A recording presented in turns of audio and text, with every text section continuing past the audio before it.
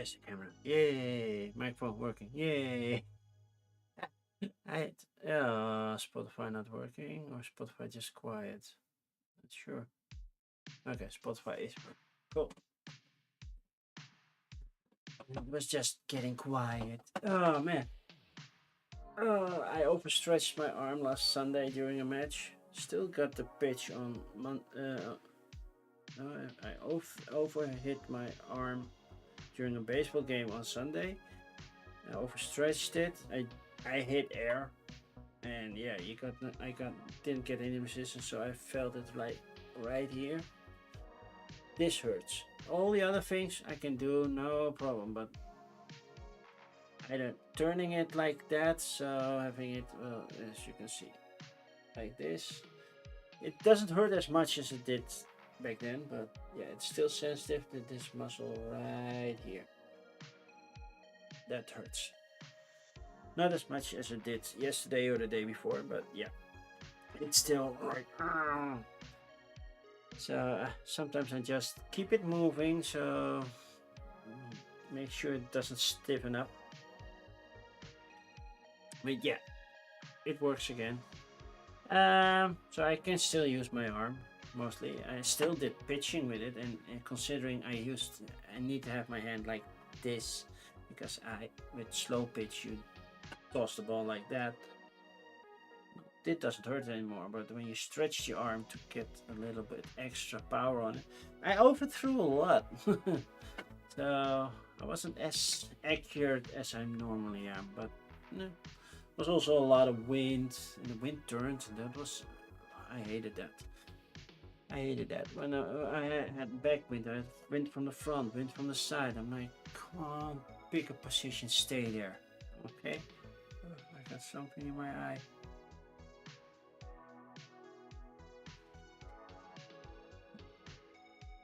Still there, but less annoying spot. Hello, Board Game Bart. Good to see you. Who's ringing the doorbell at 10 p.m.? Seriously. I'm doing a live stream and somebody's ringing the doorbell. Oh, that's why. Did you hear the doorbell on the stream? Because I forgot my son ordered food. That's why the doorbell rang. So, Board Game Board, did you hear the doorbell? Because it's quite loud, but I'm not sure if the... Yes, ding dong. Okay, it did go off. Should be a filter on the microphone that it shouldn't, but apparently it did. Okay, next time, hide the doorbell. At least the upstairs one. Yeah, wireless doorbell, right? This annoying little thing went off.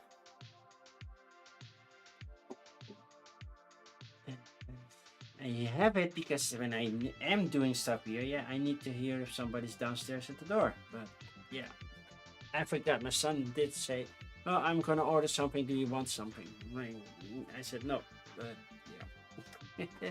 Otherwise, I would have been live eating on. When did he ask me? About half an hour ago, 40 minutes ago. Okay. Hello. Whoa. That's not the button I want to press. I want to press this button. Hello, Panda. How are you doing? I know Dave is streaming like the best music from the EU. But as I understand it, there were already two that couldn't keep a proper note. So, but I hope everybody's well. I'm a little injured, not that much. I did not stream last Thursday. And Trismegistus is still on the table. I played it a couple of times, but when it was time to stream it on Thursday, my head was not set on the game. I could not focus. And then you're gonna do a very, very poor stream, and I just didn't want to do that. It's a good, solid game. Second edition, which a lot of people even didn't know. But yeah, it's already 6 years old, I believe. Somewhere around that. And I do like it, but my head was all over the place. I've been super busy at work. I have vacation coming up that I have to take care of. I'm the assistant coach of my softball team. So yeah, I had just a lot on my plate at that time, and I couldn't focus. I couldn't get into the game, and like yeah, then I better not stream it because the game deserves better. So hopefully, I'm not sticking anything on it yet. I haven't officially put out my schedule even. So I don't. Hopefully, I will stream it tomorrow. I haven't checked, but I was planning on streaming actually the week after. So the rest of the week 20, week 20. I have forestry set up. So forestry is happening on Thursday. It's the Dutch copy, but the game is mostly language independent. Flavor text isn't, and maybe the title of the cards isn't, but yeah, shouldn't matter that much. And the week after that, the Thursday, I had set for Gwent, but I'm not doing Gwent. I'm doing Star Wars the deck building game, The Mandalorian, because yeah, that's also the week that The Mandalorian comes in the movie theater. I'm not gonna see it that day because we're leaving on a Friday, and I will be gone for the entire weekend, long weekend. So yeah, on May 26th there is no coffee and crowdfunding. That will be moved to Wednesday the 27th. So you know all the scheduling issues that I have. So there is a lot coming. And by the way, I noticed something. Ah, there's Cosmic. I was like, there's Cosmic, there's Cosmic. Good to see you. I have a new alert active. Like, if somebody orders something from my fourth wall shop, I get a notice.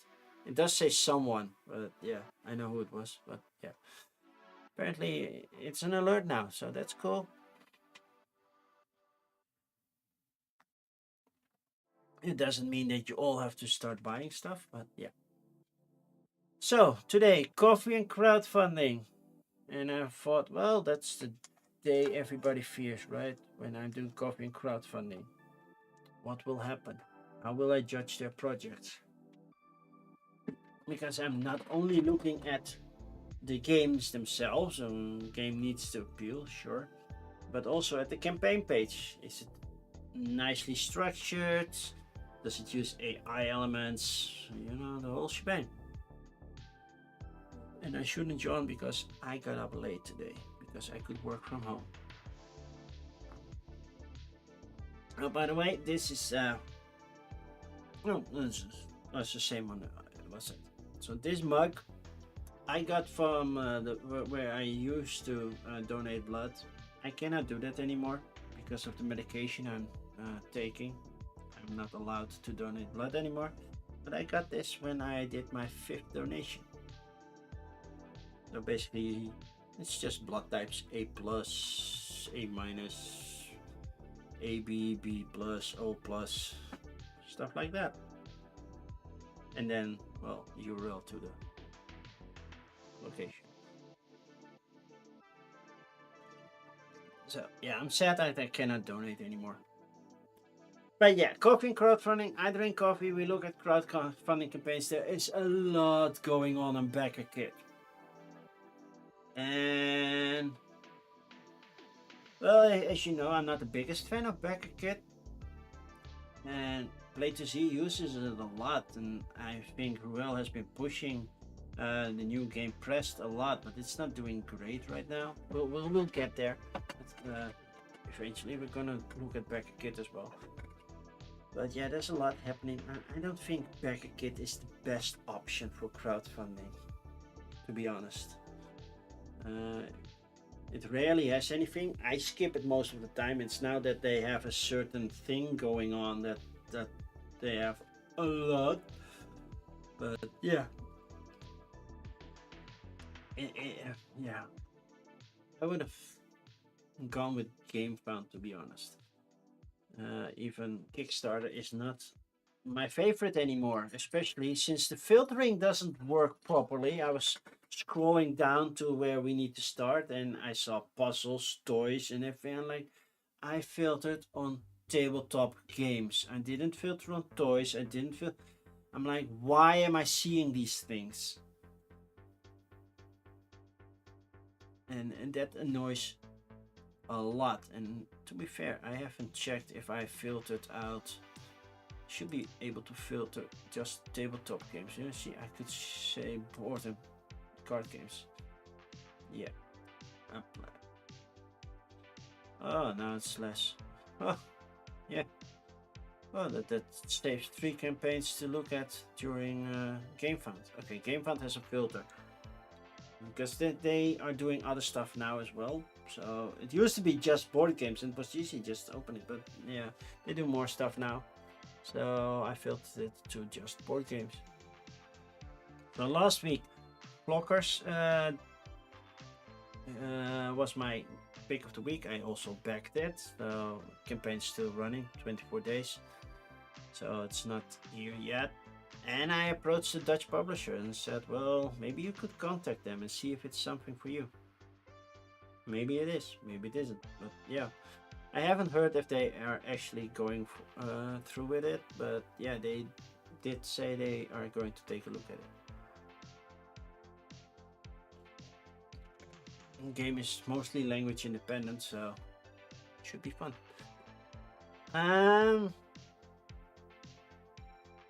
Okay, shall we just start and then I'll describe the rules when we are there. So, I am looking for this button. Yay, there we are. So, I always start over at the Kickstarter site. I will open these pledges, no, not pledges. I could open my own pledges and see how that's going, but that's boring. And then you see how much money I got to spend, and that's kind of private, right? I'm doing okay. I'm not super wealthy. I'm not poor, so I'm not complaining either. I can back 1 or 2 campaigns each month if I want to. I don't always do that, and some campaigns are just too expensive. Like the new Zombicide, I would like it to add it to my to my Black Plague and Green Horde. It's a lot if you want all the exclusive stuff, and I'm not in for it. So I will open these. Open 10 of these in separate tabs in my browser, so don't have to go back and forth. I say this every time, but yeah, you never know if somebody new is watching, right?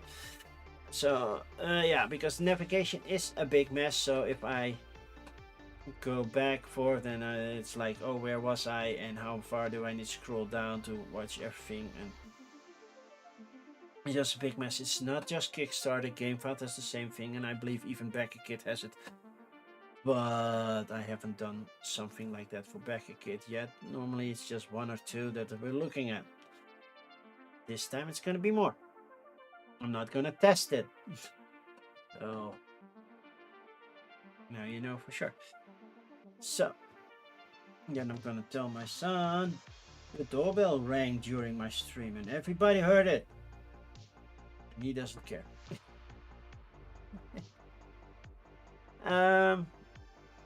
So yeah, I will open English and Dutch campaigns. Other languages I will skip. If they are multilingual, I try to go through them.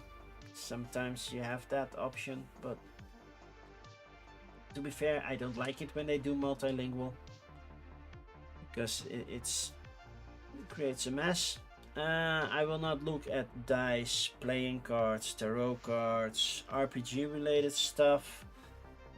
Tables, unless I think it's like, whoa, this is unique.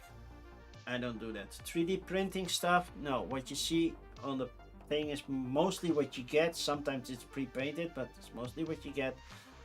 So yeah, doesn't mean I never back those things. That's a different story. But yeah, otherwise this stream will never end. And most importantly, if I open a campaign,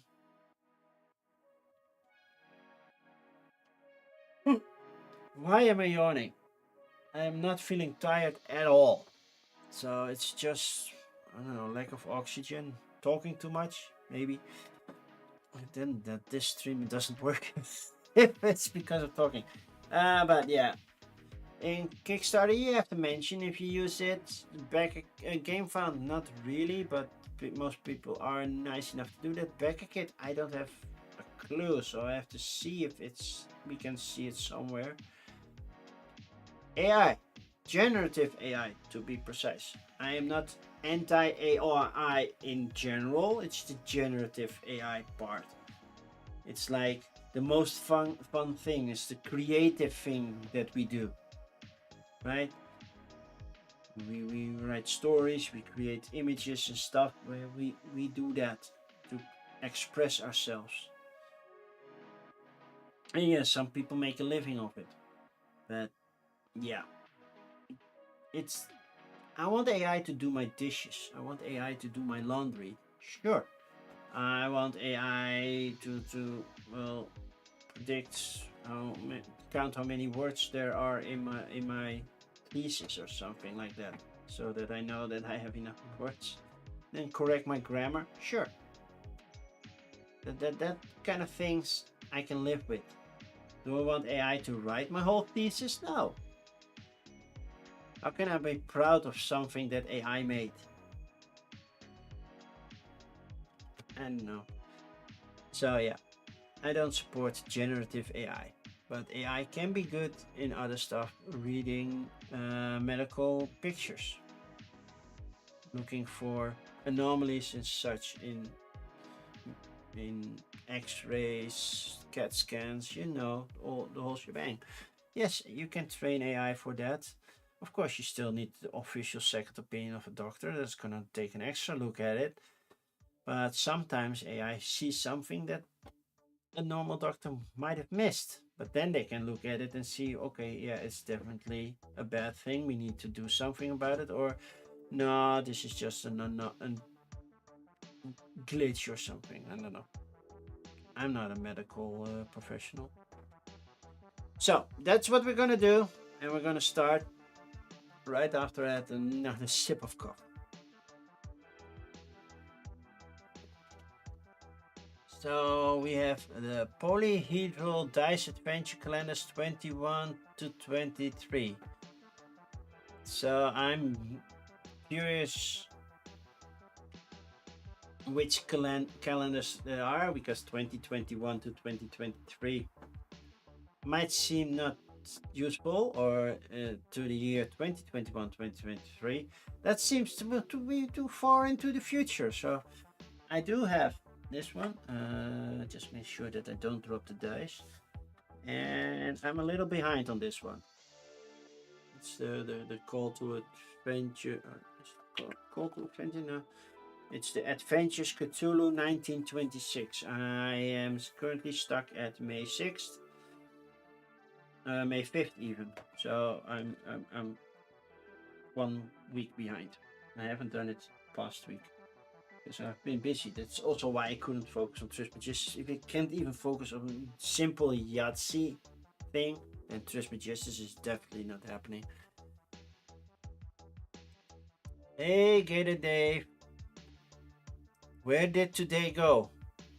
Well, it's here. Today is today.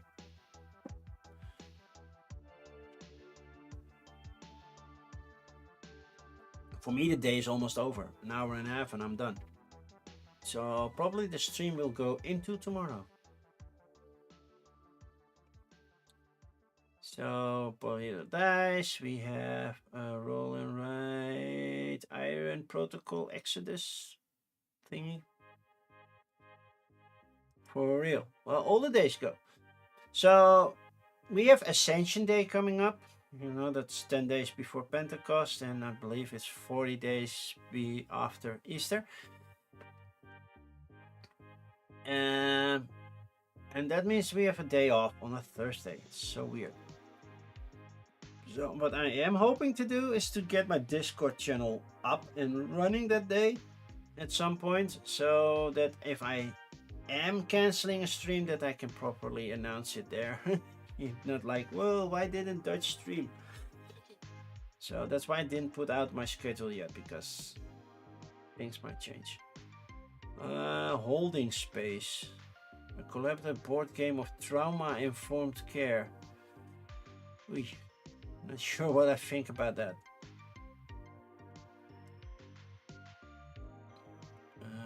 Cryptid Camp entering the wilds, SCP, but I don't know what SCP means. A new main set expansion for the Cryptid Camp trading card game. Oh, I don't back trading card games, but I will look at it. 3D printing, tarot deck, trading card game.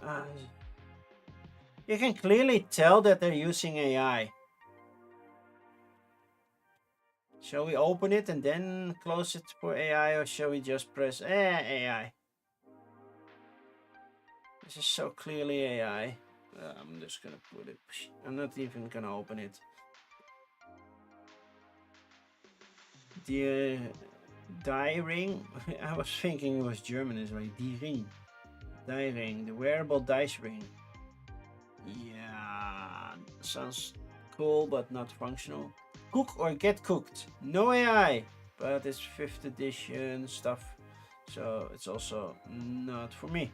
Tabletop RPG, forensic, hands-on investigations. That brings me back to the days that detective was popular, and I don't know what happened to that. At some point, there were no cases anymore. They tried some different things, and I'm like, okay.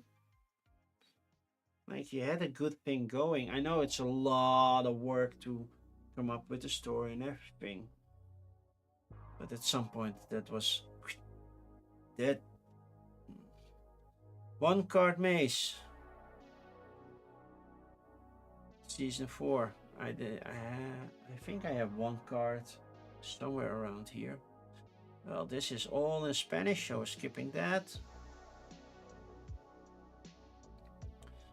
RPGs. Bumble Crit Dice is just dice.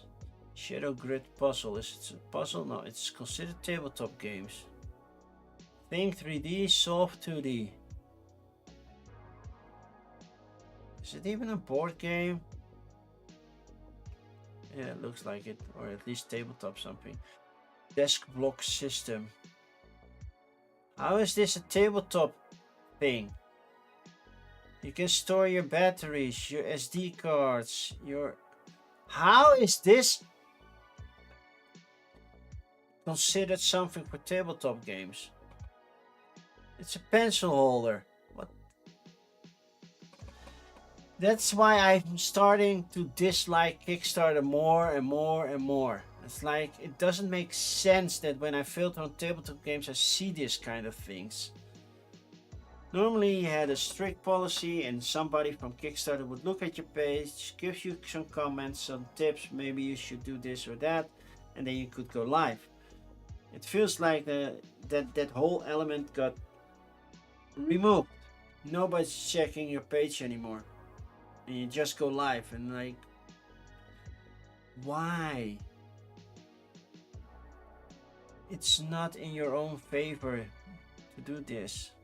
Midtown Mall, strategic solo roll and ride. Okay, I do like a good roll and ride. Not every roll and ride is good, but yeah. Heart of Cthulhu. Well, that's a role-playing game. I do love Cthulhu, but yeah. Chakram skill and strategy. That this is all in French, except for the title. Oh no, it's multilingual. Oh man. Okay. I'm not gonna read the French part. One page away. The one page tabletop with 60 floors of fun. But it's an RPG, so skipping this. Am I at 10? Almost. Blizzard 77 travel game. This looks so much like a classic roll and move. returns for its 50th anniversary.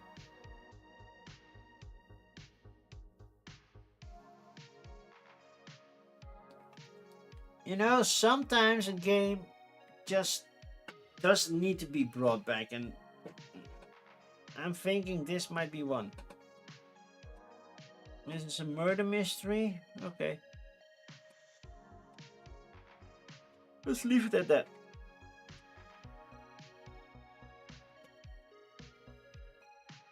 Okay.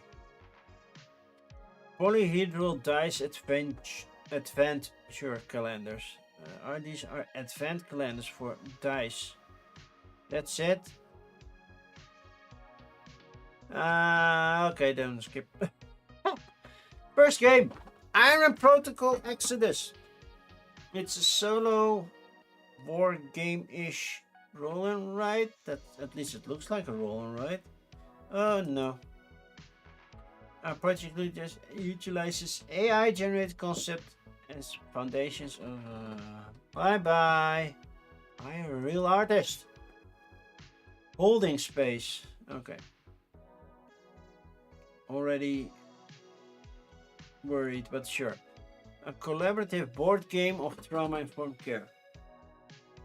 I appreciate the thought of doing something like this. Okay, it's unique. I hope it works, it's useful, I don't know. But most people here are looking for a board game to play, not to help them with their trauma. And you only have text, no images except this thing.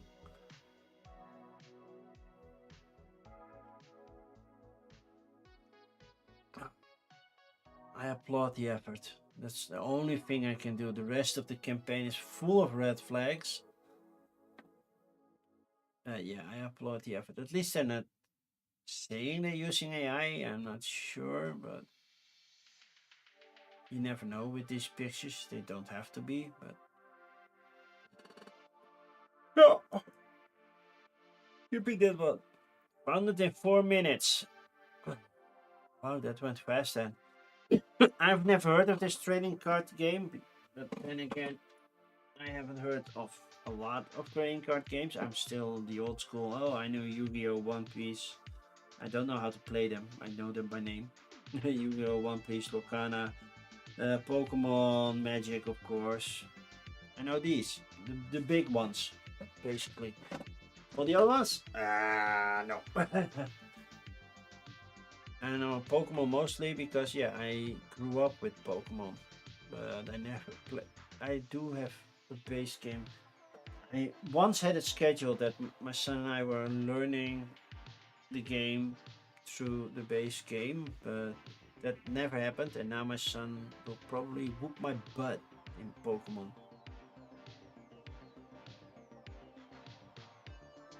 Grading? Do you get graded cards?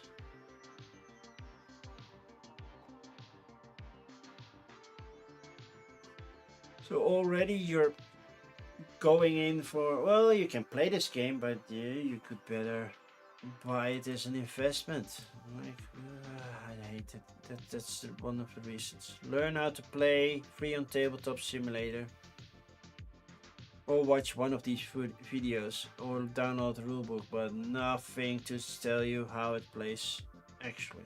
So, by the way, this mug is also smaller, so I need to pour in a lot faster, which means the coffee doesn't get that cold.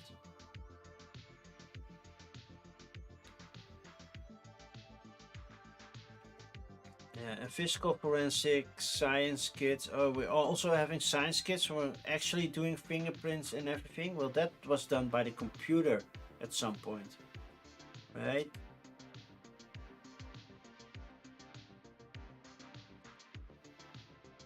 At least in detective, that was done by the computer. But if you have to do everything yourself, what if you just do it wrong? Then you don't get the answer, right? Lift and compare fingerprints. Test substances using pH analysis. Examine hair and fibers under magnification. Identify blood types. Analyze DNA patterns. Study CCTV images. and match prints and trace evidence. Sounds cool to do, to be honest. But I'm like, yeah, I don't need a game for that to learn. Just send me a science kit or something where I can do these. Also, that's a low goal for something that's so science heavy.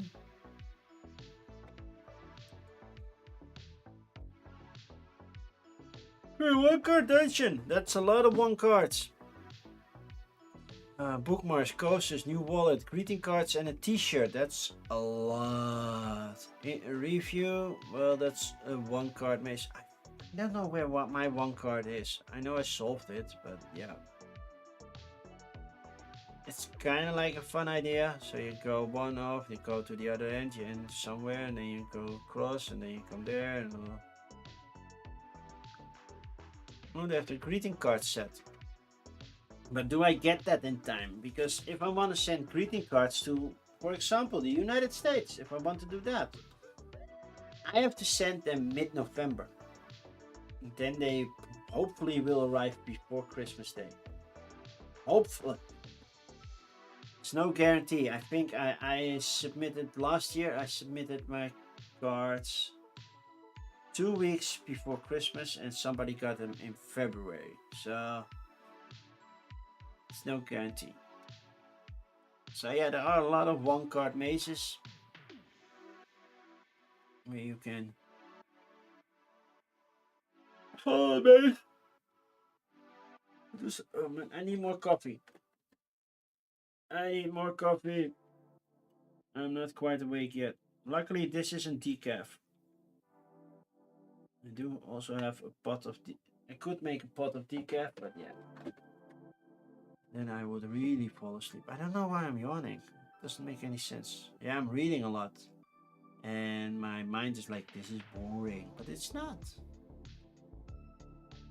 Every one card dungeon for $200. That's a lot. People do it backing that on that level. 61 backers. Okay. But you also get a t-shirt and the greeting cards. And you get everything. Oh. Yeah. So you need to have a physical pledge to add add-ons later in the pledge manager. And I know.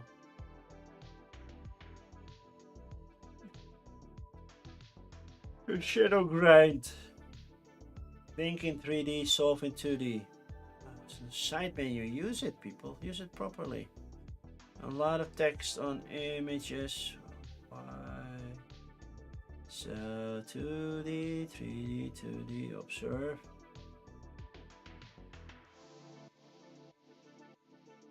So it shows you a picture and you have to see from each angle what the 2D look would be. I would be way too good at this game.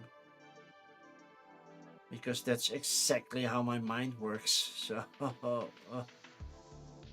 but it's a puzzly thing. It's not major anything, or yeah, it doesn't feel like a board game. Midtown Mall, Solar Roll Ride. So we don't have malls over here. We have shopping centers.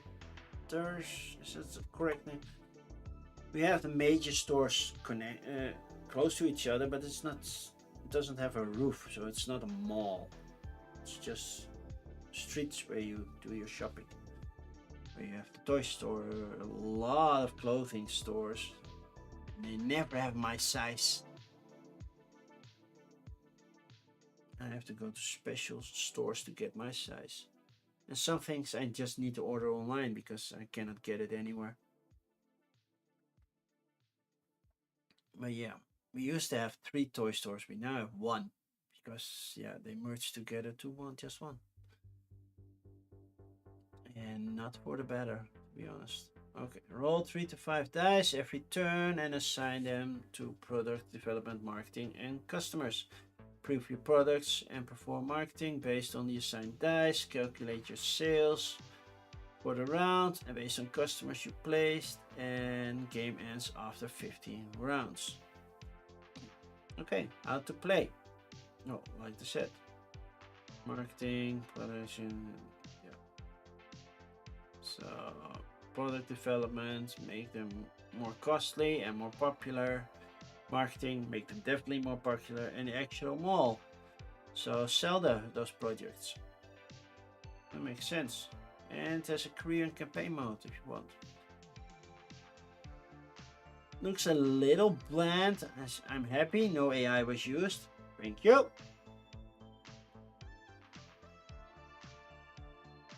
Looks a little bit too minimalistic. Doesn't, you know, you want a little bit of dress up on those sheets to make it feel like you're actually doing something within the theme, except for, okay, follow this arrow because you place the die here and now you can cross off the next thing in line, and then you're just really have the feeling you're just crossing off an Excel sheet or something. Okay, chakra. And now we get easy French and English. French, English, French, English, French, English, yeah. And that's why I hate this. I can read it. Now I have to look for the next one and then I can read it. Then look for the next one and then I can read it. That's why I hate bilingual pages. Even though I technically could read the French one and still understand what's going on, but then I couldn't tell you. Okay, it's again a blend strategic placement like a battle game with outdoor wooden skills similar to bowling. So, okay.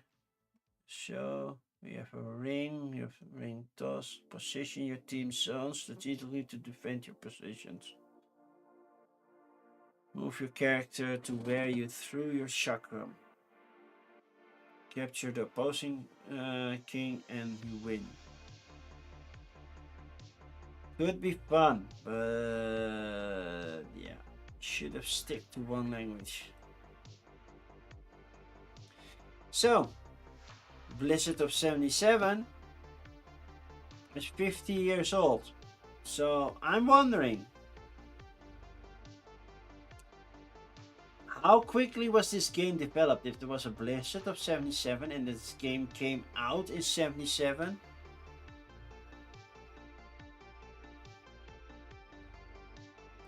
Yeah, the previous game could be a cool long game.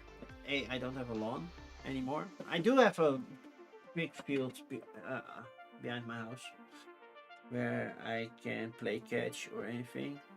But I already have a couple of other long games, and I think there are better ones like Cup. I really like Cup. That's a good one. And of course, Cornhole. Not the best at Cornhole. Still beat my son, which means I'm the pitcher, he isn't. Oh, yeah. But back to 77, that means that they actually designed the game in 77 and used in 77. I can't believe that. But does that mean that the design is good enough 50 years later? First create zero backstory. Why does it matter to us? Today, nearly 50 years later, my mom, Donna, and I are bringing the game back to celebrate the anniversary. So the game was released on January 28th of 1977.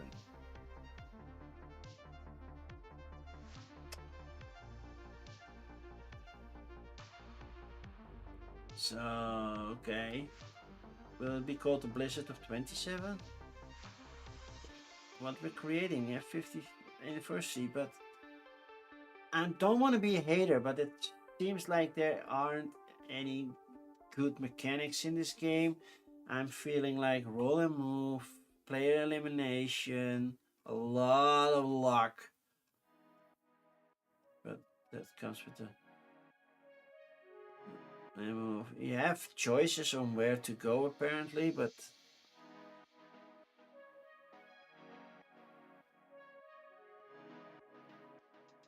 yeah, 12 people played this. On BGG, it says that 12 people played this. Well, recently or ever? And long campaign, they really want a lot of money.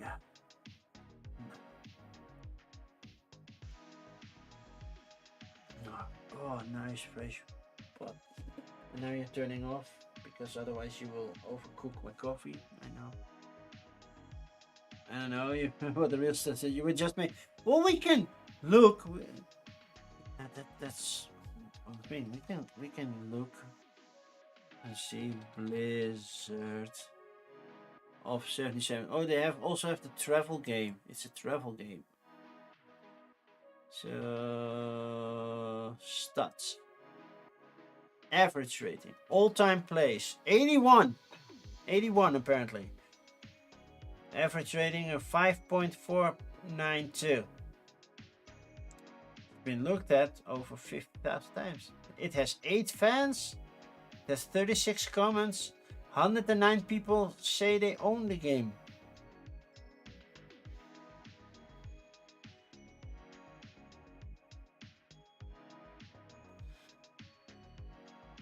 Somebody wants parts.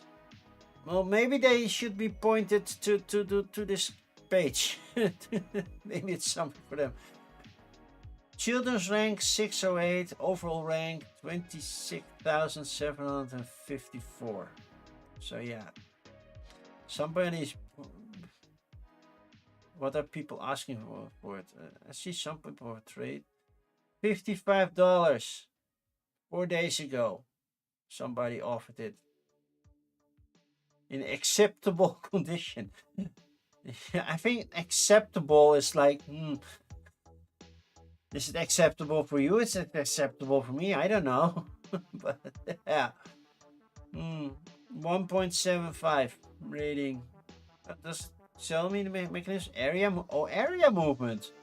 Oh, roll and spin movement and set collection.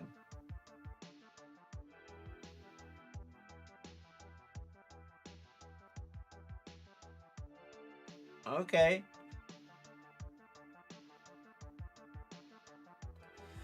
Well, it's called Boston's Great Blizzard Travel Game, Chicago's Great Blizzard Game, Cincinnati's Great Blizzard Game, Cleveland's Great Blizzard Travel Game, Milwaukee's, and 6 more. So which cities do they also have? New York, Pittsburgh, Providence, Rochester, and St. Louis. Oh, and Akron, Cantons, and Baltimore. Yeah. Okay. Now you know. So no. Okay. Blood Moon Pact. A dark fantasy immersive murder mystery. I like murder mystery. Find the truth in 6 player. Does it require exactly 6 players for 4 to 5 hours? Okay. I don't think I can find a group of 5 other players that would love to play this game with me, because they rather say for 4 to 5 hours, let's rush Twilight Imperium, and most of them don't like murder mystery, at least the ones that want to play a long time. So it's asking a lot for players. At least with Twilight Imperium, you know what you're getting into, because the game has a reputation, not only for being long but also for being good. This is like, should I, shouldn't I don't know.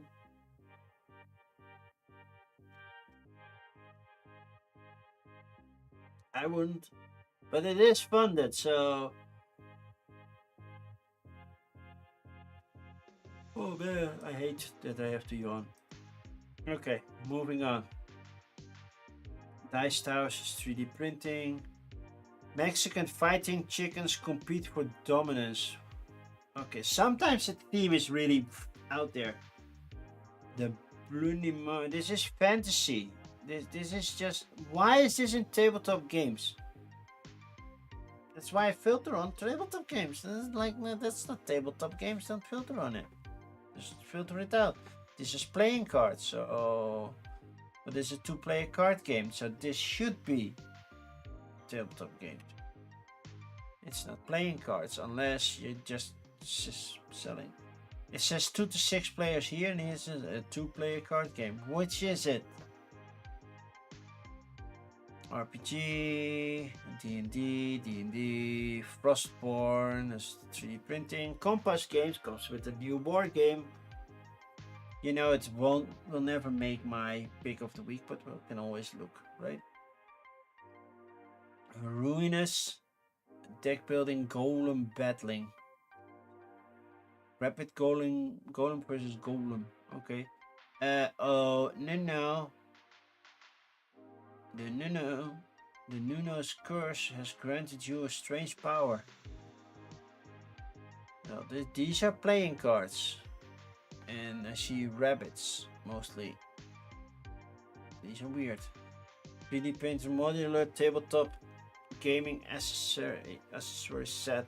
Nope. Here, this is puzzles. That's not tabletop games. And that's an AI generated kit. Because to be fair, this child might be too young to play with that type of dinosaur because stuff could break up and they could swallow pieces and everything. I don't think that dinosaur is child friendly. Especially it's a puzzle because things aren't meant to disconnect. But luckily this child is AI, so yeah.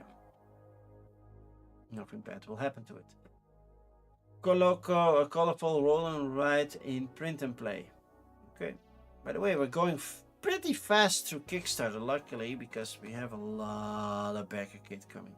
Old school war games. If you're into war games, we're gonna look at them. Steel printing, a naval combat miniatures game.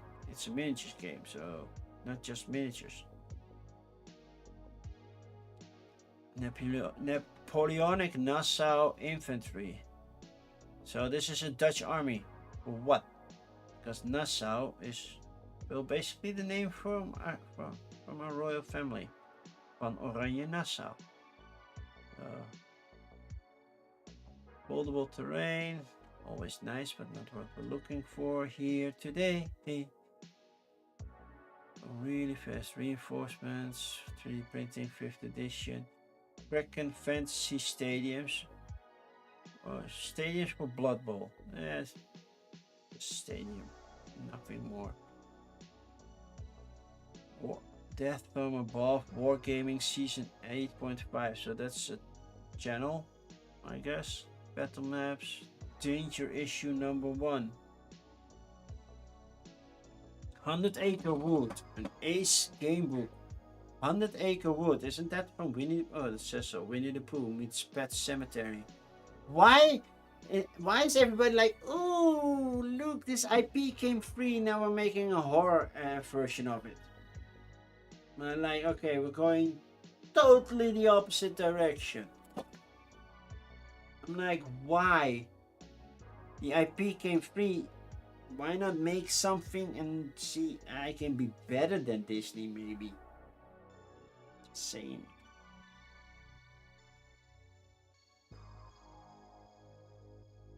You think you remember until you don't. It's just a memory game. Not sure. Our dwarves hollowed out 8 levels of dice. This is just dice, okay. Soul, an oracle of growth, love and healing. 50 card oracle deck and guidebook from when your heart is tender and growing. I don't hope that my heart is tender. Bilingual bingo. So it's a bilingual bingo game. In this case, English, Spanish. Si, senor. Okay. For now, that's what we stay at. Bad Mother Cluckers. From Silver Bullet.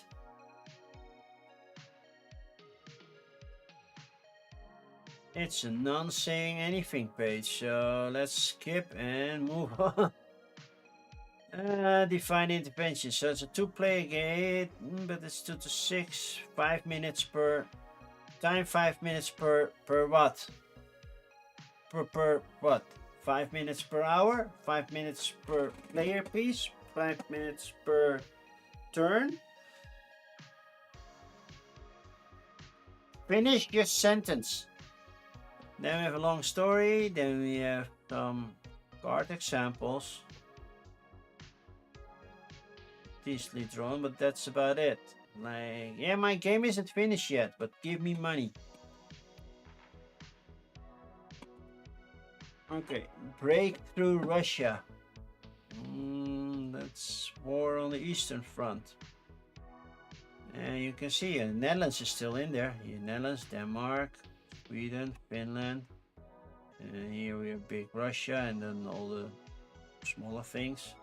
I think Ukraine is even here. They did twist it around, so they did like make it fit the curvature of the globe. So Greece, Italy, Turkey, Iraq, Iran, all those countries. And it's basically a chit war game. That's about it. Wish I could spend more time on it, but yeah, I'm not a wargaming expert. So I cannot help you there. At least you know it's out there now. We have a Ruinous deck building golem battling game. Okay.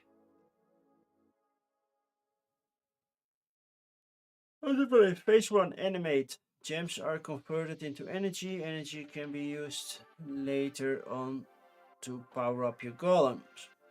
Then phase 2, market. Use ancient coins found on your animate cards to buy new and more powerful animate cards and new golems. Phase 3, fight. Spend energy to power up your golems. They will defend you and your hard gems, but watch out for their priority. To be fair, it doesn't sound like it's doing anything actually new. Maybe the setting, but... And this add-on, you have Roige, Bin-Off. I don't know.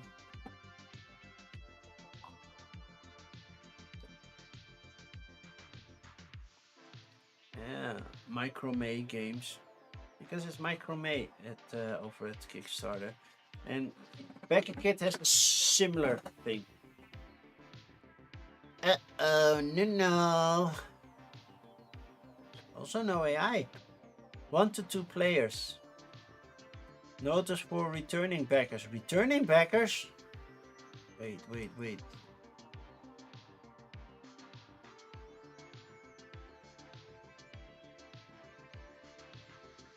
This is all LGBTQ books and fantasies, but not tabletop games. So, Hey Wim, how are you doing? So you're getting a package from Greece. That might be some Greece. Could be. No. Could be folded space. Could be folded space. That's coming your way. Not entirely sure, could also be something else. Let me know when it arrives. Oh, that's heartwarming after transphobic Mars. After transphobic Mars launches today. Wait, what? What are you talking about, James? These are returning backers for what? Oh, for the PDF issue. You thought so, but you will let me know. Okay, cool. So is this still about a book? Not that there's anything wrong with it, but it's not a board game. This is a board game. New Terraforming Mars launches full of AI to... Seriously? Oh, that one! Oh yeah, I know which one you meant. I haven't seen it yet, but I know which one you meant. Yeah. Yeah, I've seen a Mars-related game that clearly was using AI. I didn't know about the transphobe part. Legacy of Mars, that's the one. I haven't seen it yet. Is it on Kickstarter? game fund. I'm almost done with Kickstarter, but there's also a lot on BackKit right now.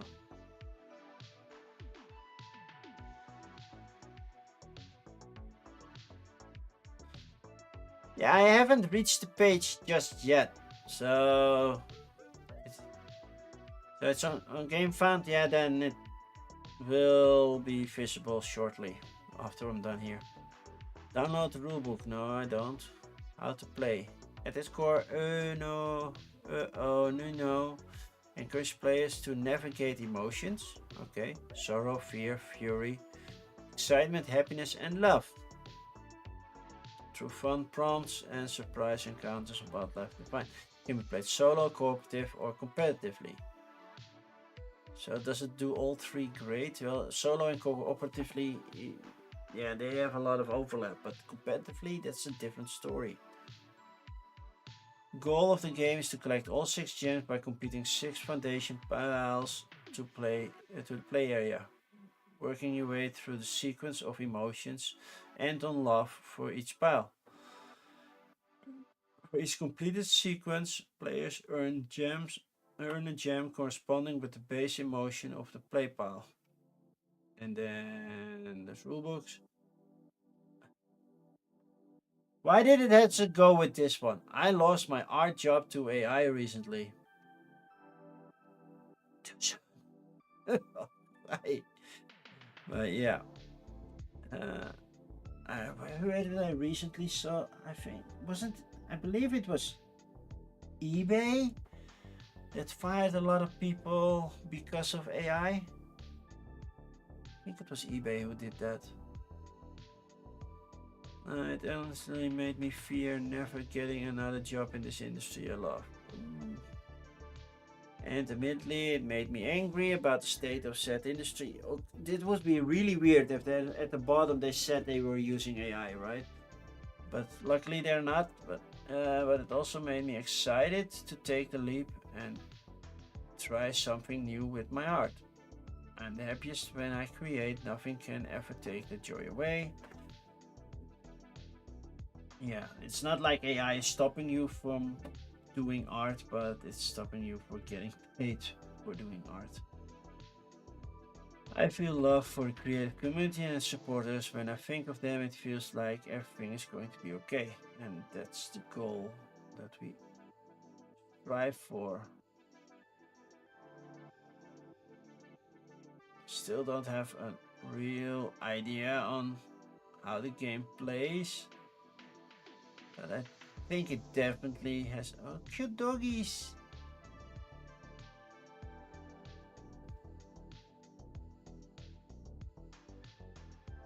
Definitely has its own artwork and everything. I like that. I'm not sure if it's a game that I wouldn't mind trying, but it's not a game I think that's for me. But I think it does have an audience, and I hope they find enough of them. That's one thing for sure. Next up, we have Coloco, a colorful roll and write in print and play. Well, it's colorful for sure. They just doubled their pledge, so that's good. No, we don't go to the French version. Coloco is a wild roll and write in which you have just 6 turns to score as many points as possible. Well, that's good. €5. Get a rulebook in French and English. Prepare 3 dice of the 3 primary colors. Okay. How to play? Roll 3 dice, but you also need a black and white die. Like, yeah, okay. So I roll all 4. Each player choose 2 to fill in primary lines from the center. Then play the combination of 2 dice to color in with the combined color that they create, like blue and red makes purple. They'll keep track of the dice you placed at the bottom of your game sheet. Okay. Reach a key on any line to unlock a tertiary zone and score more points.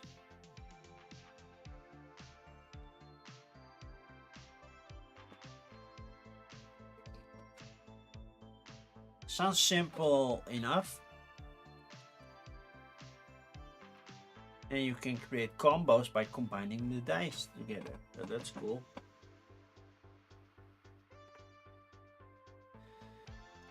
So yeah, might be a fun thing, and it's only like €5, right? You get a printer friendly, but also it says low ink. Low ink doesn't mean printer friendly. Low ink means we didn't fill up as many spaces for you to use. Color. 1 hour Napoleon. With 10 days to go, it's more than 1 hour. 1 hour Napoleon. Napoleon returns. The aspects of Waterloo. So my son asked, he was playing GeoGuessr, and he asked, "Where's Waterloo?" I said, "In Belgium." He said, "Really?" I said, "Yeah." About 50 miles south, yeah, about 50 kilometers, sorry, south of Brussels, if I'm not mistaken.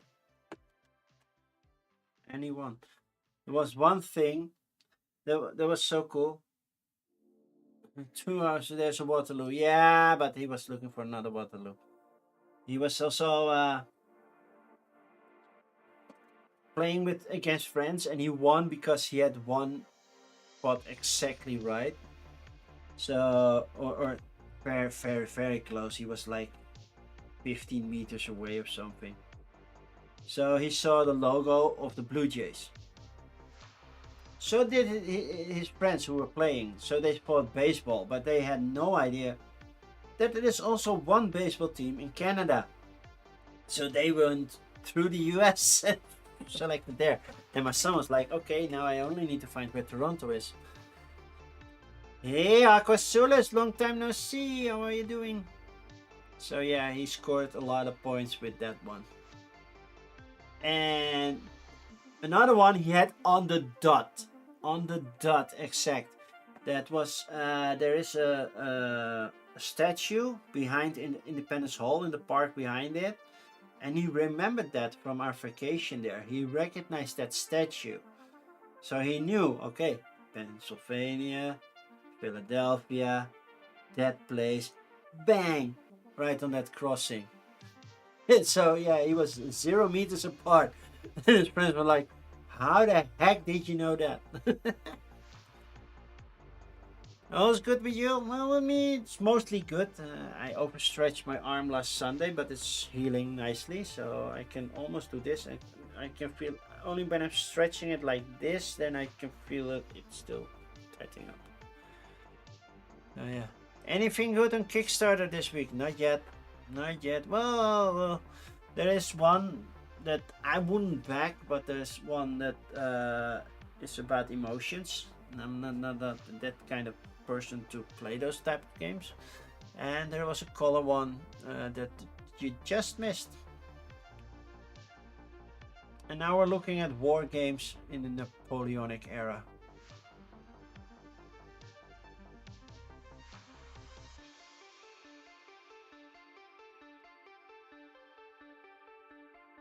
Oh, well, block war games, apparently. It looks more like block war games than hex war games because it says point-to-point movement, which is usually with block war games. So yeah, if this is your favorite area, then go. This is something. Okay, broadside, Dawn of Steel. That could be AI. Well, they don't say that it is. A naval combat miniatures game at the dawn of the Dreadnought.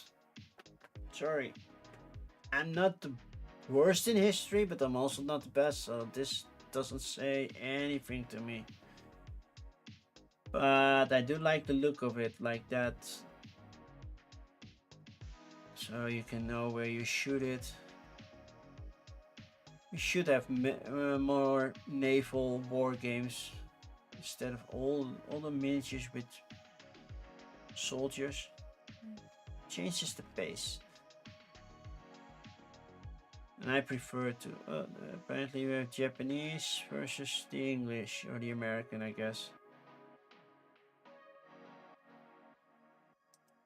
like like X-wing with boats. Yeah, maybe X-wing or what's the other one? Star Wars Armada.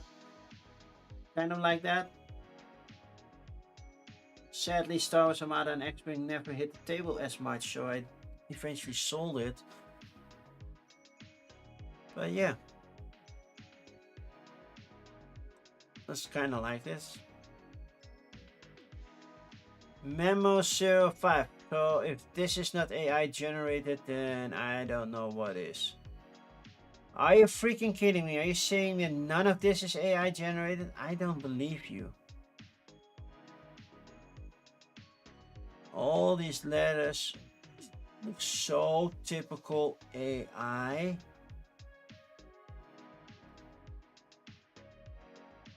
I find it really hard to believe that this is not AI. Well, this kind of cool actually. Cool. It's a cool effect, but then my window, Christmas ornament, that's nicer. Even their logo looks AI generated. Do they even have anything that says no questions, no updates, any comments? Looks fun. It's cool. I sure we can appreciate support. We're not looking to marketing partnerships.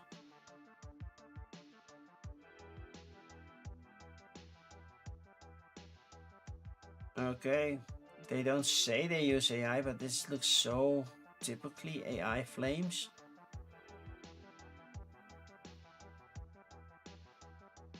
But yeah, maybe they didn't. But it's basically a memory game, so to be fair, it's not that appealing anyway. Pledge manager access for $10. First created, zero backed. Yeah, that logo definitely looks AI generated. Yeah, I don't mind the first created. It's the zero back that gives me issues. You have to start somewhere, so you have to do a first created. You cannot start your second campaign. Bilingual bingo. It's just bingo and bilingual, right? So I think it's a cool way to learn, teach words. So basically, do a bingo and then say the word in one language, but you have to find it in another language, or maybe just a picture of it. For example, if I would say El Tigre, then you would search for the tiger.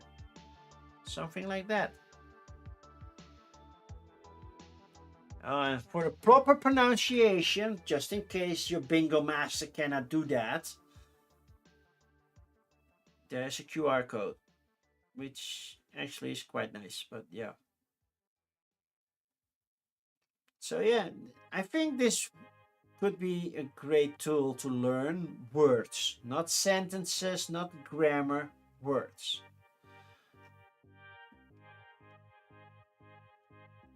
So for learning words, this definitely works. Yep, my thought exactly. Nice learning tool.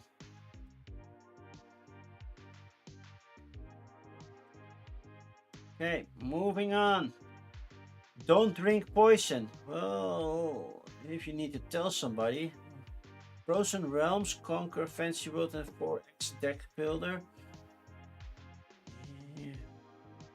Exquisite Corpses, the game. Okay, doesn't feel as exciting. This is a puzzle, so we're skipping that. D&D, sex experiments. Sorry, this is just.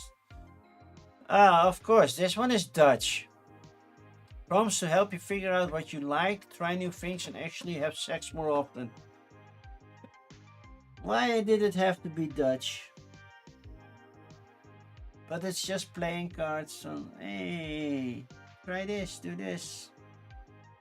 I'm not opening this one.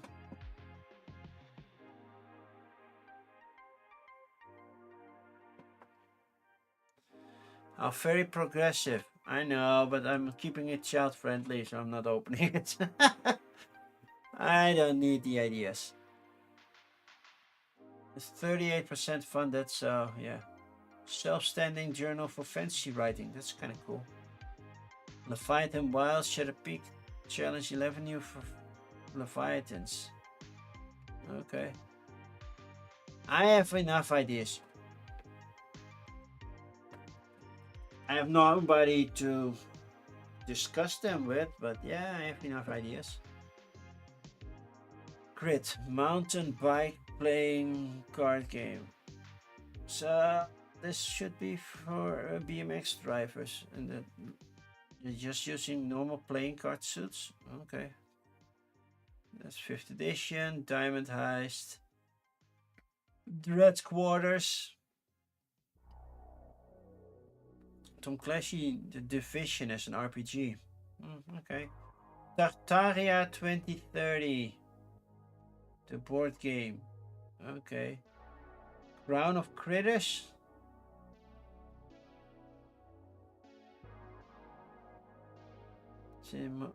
Moheim Payback Club.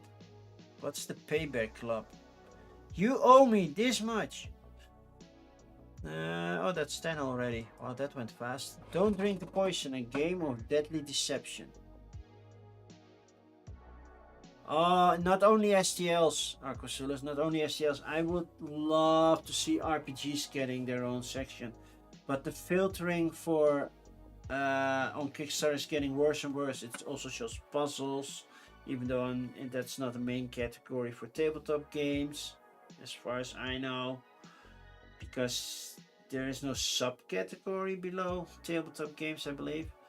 But yeah, it shows a lot of other things that I just want to have filtered out of it. So Kickstarter is annoying me more and more. AI policy, don't use AI. We got that covered.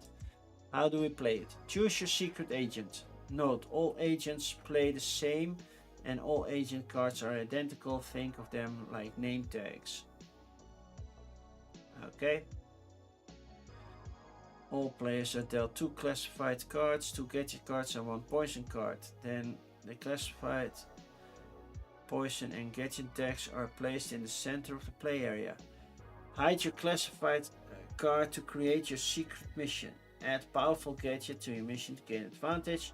Use your agent cards to swap missions with other opponents or draw more cards.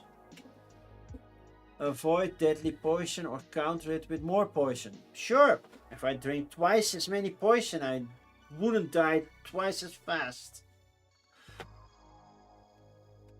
Gain 7 cards to your mission to reveal the hidden card and score points. When you score a poisoned mission, you take 1 damage, 3 damage, and you're eliminated. Score 10 points or be the last one standing to win. Yeah, 2 points just makes it fine.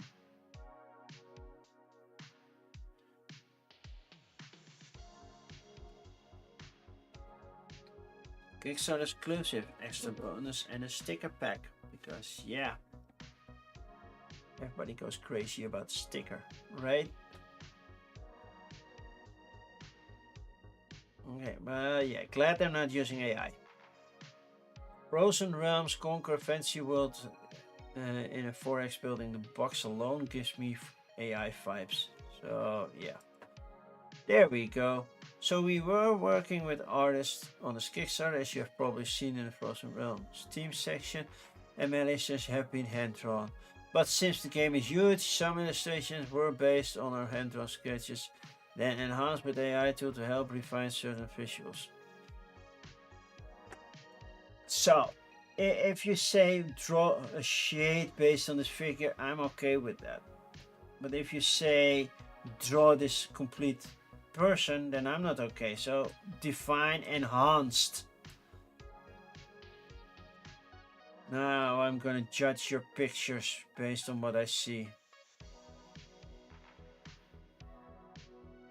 If they feel too AI-ish for me, I will skip it. Currently, well, this clearly looks never mind. Bam! I'm just gonna do it. So yeah, 95%. Bye, Wim. Good night. Oh, you meant the game. Okay. Well, the game's bye. Exquisite Corpses, the game. Sounds fun. Sure. Why use a side menu? We don't use navigation. Why? Why? Now you can bring the chaos to game night in your own town. Well, if I'm coming to game night, I'm always bringing the chaos.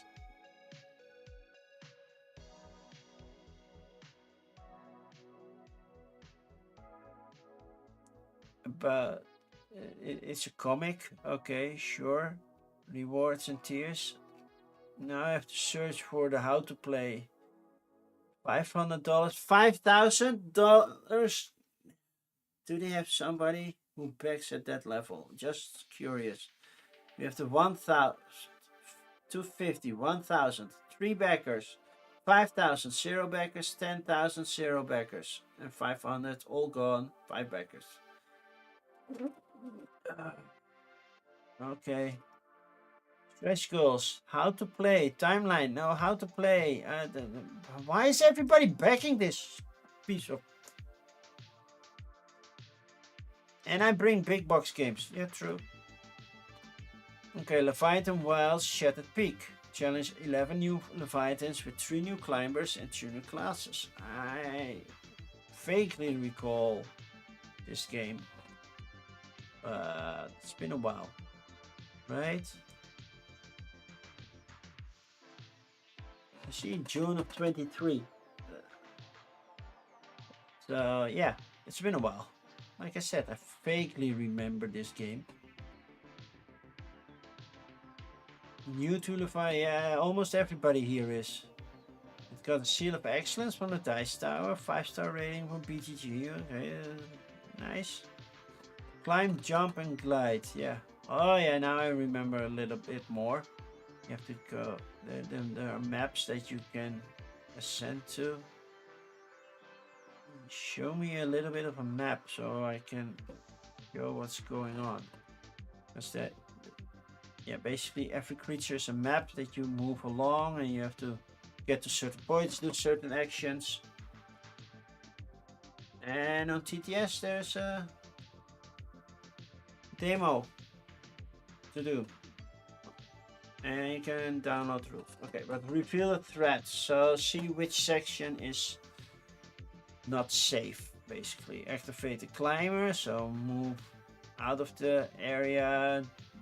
So you can climb, jump, glide, or strike if you need to fight something. Resolve the threat that happens, so do you get hurt based on where you are standing. And play skills anytime. And it got good reviews apparently. So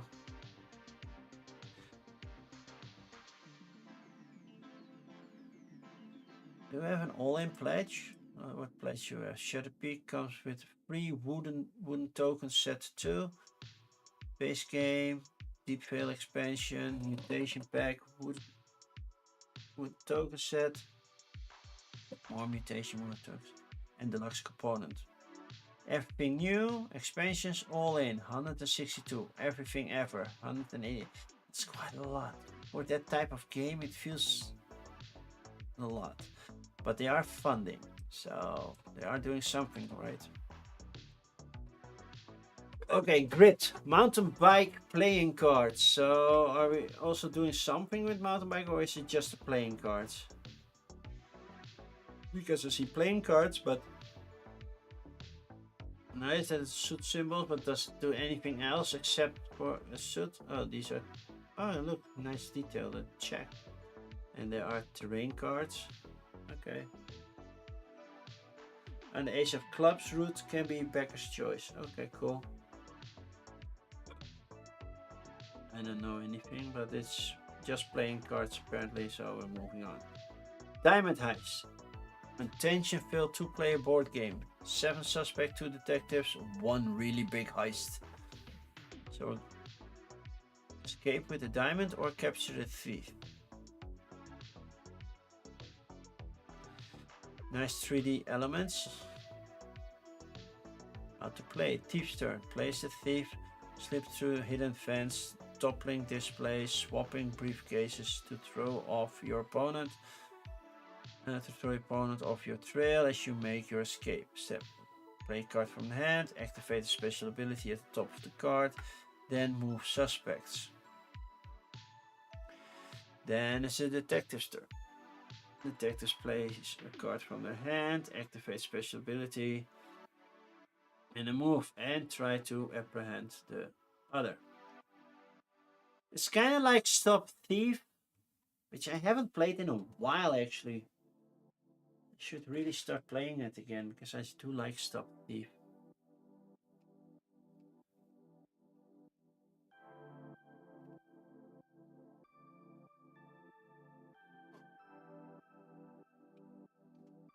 Some more. Yeah, it's a smaller area, so you need to escape somewhere. Yeah, these are the suspects. They move around, and then there are two detectives. But yeah, you make noise, try to get away, stuff like that.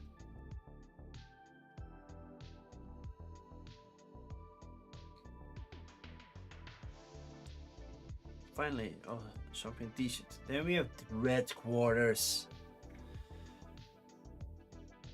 A chaotic co-op strategy game of villainy, lair building, and reluctant teamwork.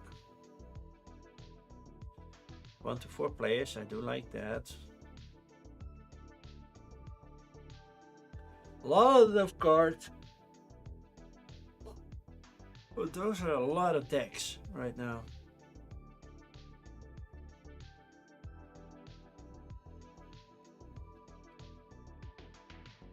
Why back now? How to play? Phase 1. Build. It's your first end job. Good luck. Deploy a minion, raid the city, help an ally, upgrade your lair. You need to build something. Better get started. Then defend it. And did you survive? Okay, great. So it's kind of like boss monster. Feels that way at least. Artwork is inconsistent all over the place, at least compared to what it is showing a little bit more realistic stuff, and then this is all cartoony. Pick a style and go with it. I don't like that inconsistent.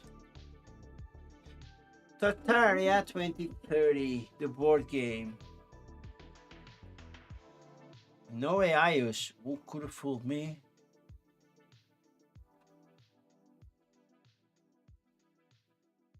Really could have fooled me. Every artwork, design, mechanic, and all elements in Tartaria 20 was crafted by real artists and designers. Then, okay, I will say kudos, but you could have fooled me. Media, only their own. Oh, it's that big thing. I saw this one popping up on my Facebook timeline. It says, well, the biggest war game ever. I'm like, okay, is this bigger than War Room? But sure. And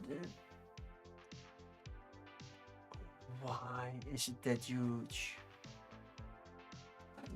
Did you make it that big only to be proud of, well, we made the biggest standalone digital game? If it's that big and nobody can bring it to the table, then most people will just go for the digital game, right?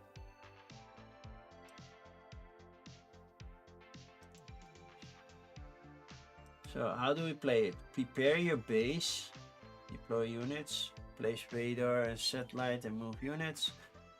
Roll dice into a volcano, okay, and unleash the unexpected. Collect resources from certain zones, craft systems, disaster, and armory cards. So yeah, bad stuff will happen. Not only your opponent. Connect, expand, and play.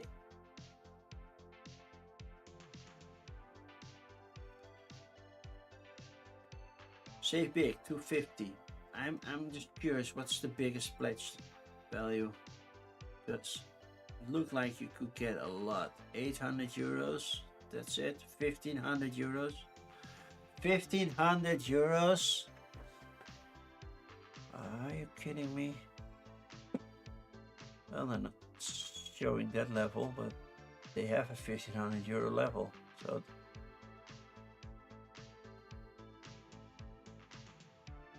stretch goals, metal edition. That's the 800. Then you have metal units.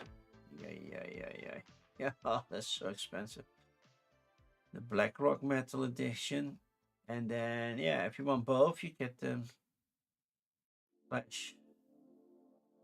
MSRP 2000 euros. That's a lot. Crown of Critters, 2 to 6 player game. Looks like a family weight game based on the artwork. It's not AI. Yay. Good to know. How do we play this game? With so many variant card abilities for Coffrey. Download the rules. Watch a playthrough by the Blood Smurf. Sure, normally I would say, yeah, I love to watch it, but yeah, no.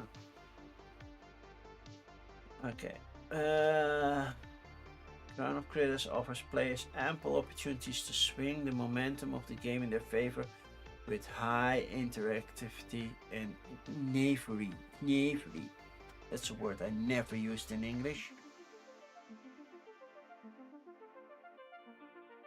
So, what are the pledge levels? 40 bucks, 60 bucks with a small expansion. Yeah, they have a Murph Bros video. You didn't know that? Are you and Dina doing something for them?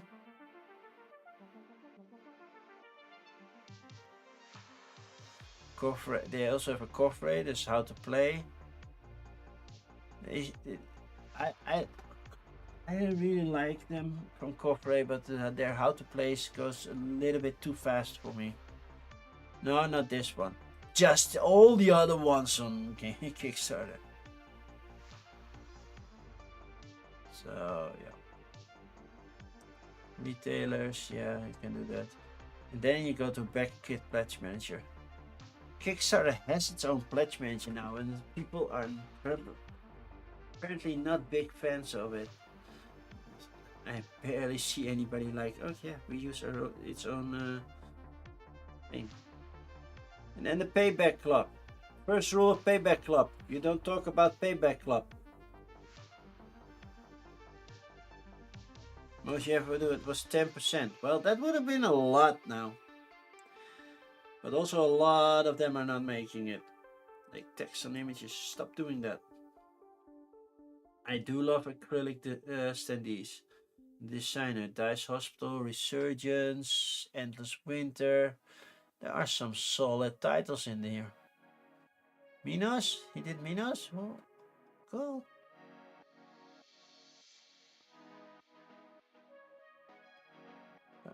Those are some solid titles. 50 bucks. Then you can get the deluxe components, which are hopefully the standard. You get the standees, which I think is fine. It's not as great for streaming because yeah, mostly you get a top-down view and it's like, yay, I'm seeing this. Maybe a little bit on an angle, but yeah, you cannot clearly tell which figure is what. The upgrades, you get acrylic goal markers. Well, I would have used them as player markers, like yay, see them move around. But yeah. Side menu, please. Would have loved that. To see a little bit more, because now I'm scrolling and probably will miss the how to play thing altogether. It does look good. Not gonna lie, it does look interesting. Half a Kingdom games. So which half of the kingdom are they? The king or the dumb?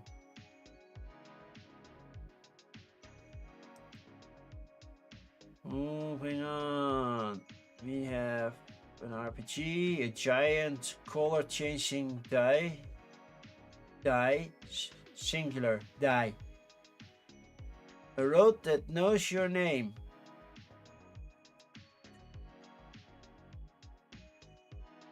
Prince of Persia. It's also tabletop RPG. Last Son. So somebody has the rights to Superman now.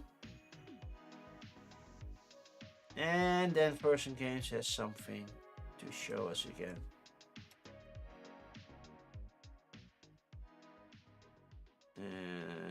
Anything more? No, just one. One then Person game. It's a board. Wait, then Person game. Some cards. And then why? Stop doing that. Stop doing that. Okay, game found. So we have the 1-1-1 really bad game that we're gonna skip already because we know about them. Sad to both sides. I know. We have Weasel Wars.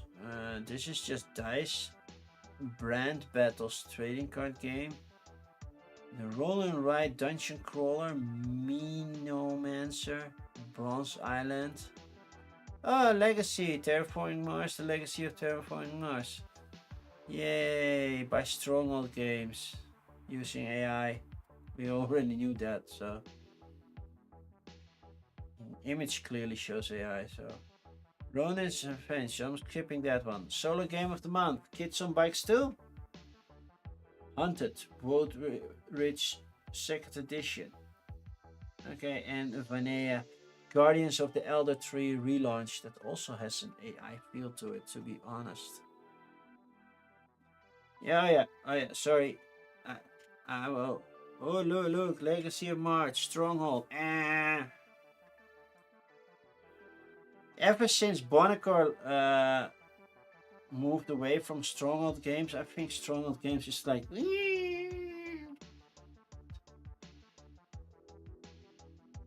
To be fair, they do work with the German company that does this, probably, so it's not only Stronghold games, but yeah.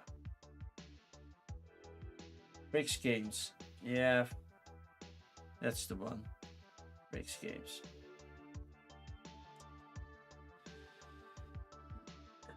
That's why I don't back anything from them anymore. I read the AI post and it went something like, we use AI for all the card and box art, but not icons, text, and map. So, the most important part, but yeah. I don't even read it because I knew, because it's Stronghold / Bricks and you know it's AI. So we have Weasel Wars, a 2 to 4 player game, 50 minutes. That feels like a weird number. Why not 45 or 60? But sure. And here it says 1 to 4. So where did the solo mode suddenly come from?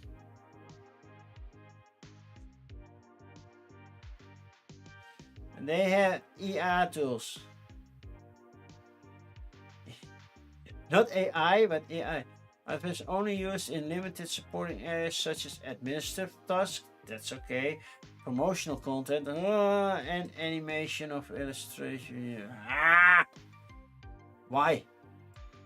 Game looked interesting. Nice thing about all the AI board games is I have to spend less on board games. Yep. 2 to 9 players, brand battles. Battle of the brands. Nice wordplay. Anything about AI? Not here. Just before we go, FAQ. Anything about AI? No updates that mention AI. No updates. Comments? Anything? No comments yet. Okay, this is a boring thing because it's still at 0 euros. It's a trading card game that's not doing very well apparently. That's weird. Yeah, yet somehow AI board games are just as expensive as the real ones. Yeah, we're not cutting corners at all. Okay. We have planned multiplayer online play features. Why players will love it. Campaign highlights. Sure, but first show me how to play it. Core gameplay loop. Okay. Draw cards to build your brand empire. Play unique advertisement cards. Sure. Optimize your brand. Generate keys, currency, wealth, and influence. Set up critical synergies between brands. Share 50%. Oh, we're gonna do our own Barberheimer. Cool. 50% of buffs, 100% debuffs. Borrow money to make money. Sure. When you have enough cash reserve, launch the next brand. No, you pay off your debt first. And then battle phase. Then you have battle of the brands.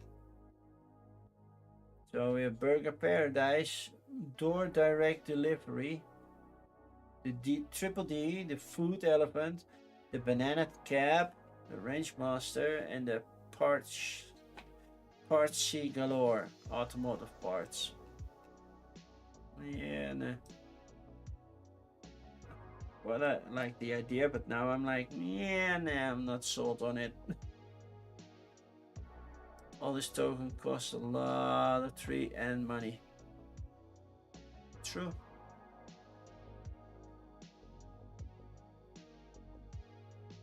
Okay, moving next. Minnow Muncher, roll and ride dungeon crawler.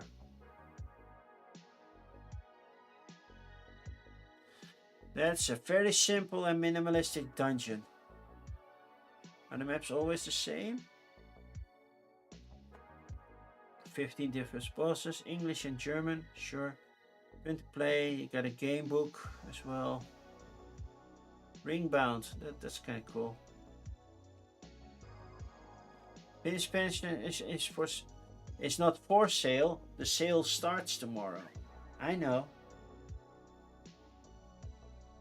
Good night, Aquasulis. Nice to see you again. I already set a little bit of my money apart. I'm not sure because the Euphoria Collector's Edition is also doing it. But I'm also having a vacation scheduled for the end of the month that I also need a little bit of cash on because I get my paycheck after that vacation. So, yeah. You need sleep. Yeah, at some point people need sleep. I believe you. It's Dina's birthday, so if you see her, please say happy birthday. How would I see her? By the way, it's only for the next 15 minutes. Oh, wait, no. Finland is an hour ahead, right? So Finland has... in Finland, it's already tomorrow, right?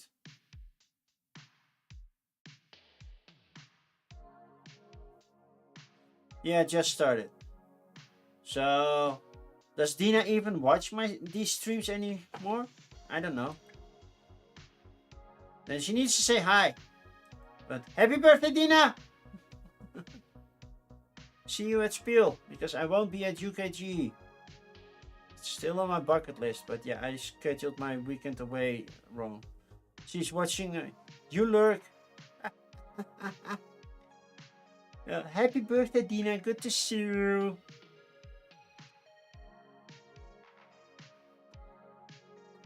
Okay, Bronze Island. Look, okay, it looks very beige, but I think it's by design that this thing looks very beige. Contest and pivot. Wait, hydrate, caffeinate in my case. I guess I'm drinking coffee. That's still also water, right? I like the simple artwork. It's very beige and brown, but it doesn't have to be a bad thing. It has nice blue accents. Game board, resource tokens, okay. What's in the box? What's the game about? This is also... Oh, we have a video overview. So Gaming Rules is doing it? Wait. That's a different person. Is Gaming Rules also expanding with different people? And then there's a German video. I know, it's still on my bucket list, but I'm going over to Germany the weekend before because with family, and I didn't want to take 2 weekends off from work. So maybe next year. And Wim, yeah, maybe next year. Looks like a nice coloring book, yeah. Maybe next year. I consider next year. I wanted to go to Aircon Northwest, but that's not happening. So yeah. And I hope to go to Gen Con again in 2029. I still have to put some money aside for that. Currently, this year it's not happening that much because, yeah, I am going to the UK end of August, beginning of September.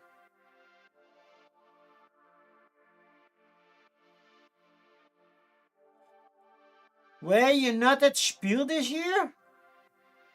That's not good for business.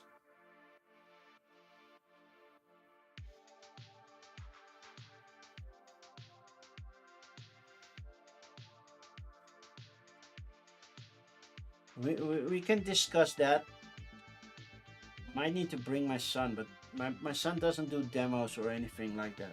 But we can surely discuss that.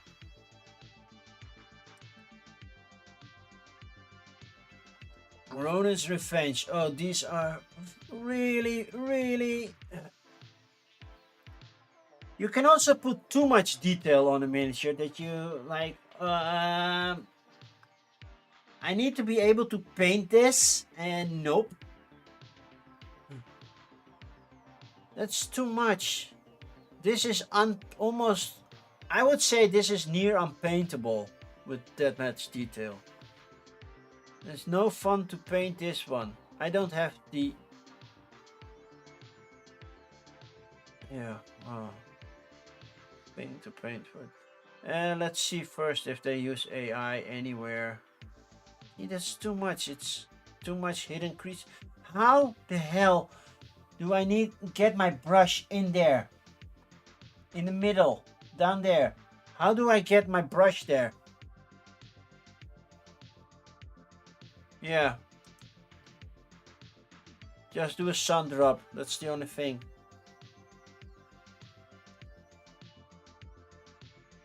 Why back Ronin's Revenge? Well, I don't know. I'm still looking if you use AI for anything of it. Because... yeah, that. Do you have an FAQ that tells you when will the language perk? I don't care about language perk. Tell you boss reveals. Welcome to Ronus. Okay, they don't mention anything in the comments about AI. You never know. AI. Yeah, I know. There are also a lot of words that have just campaign also have AI in it, so that doesn't help searching.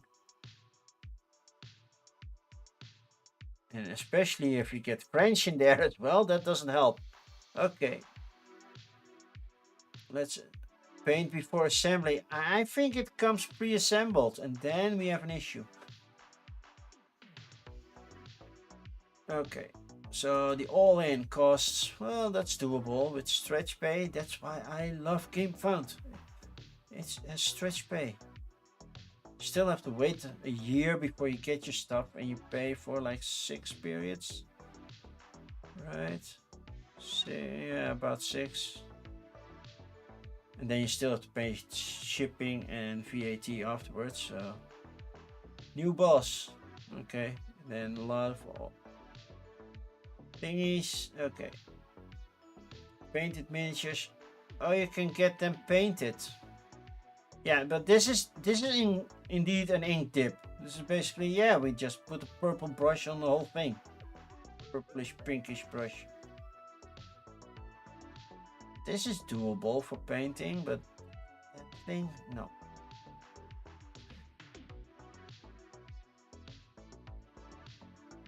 Okay, that's attacked. Gameplay. Oh no, rules. Let's go to rules. Stamina is everything. Recover stamina, spend it wisely for attacks. So it's basically just a boss battler, right? That's why it's so miniature heavy. We have a monk, because of course we have a monk. Find the opening, find the weak spot and attack it. Counter strike. So return the favor. This is one weird thing. So really hard to paint in the certain areas. It's just I don't have a rubber brush that automatically bends around corners when I want to paint it. Just a sun drop is not that interesting. But I do like a boss battler, and the miniatures unpainted they look okay-ish. But yeah. Look at that. Well, that's actually paintable mostly. It's weird, but it's paintable. So we have 4 heroes: Suzaku Takuhiro, Kamone Kosuke, Shiratsuki Sayaka, and Tendo Kensho. Like I said, that's a monk.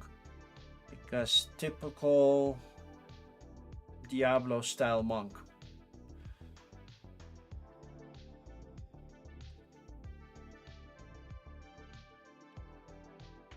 I don't know why she has to show that much cleavage, to be fair. But yeah, okay. Apparently it was needed. Oh, now we have to call. Okay, that kind of looks cool.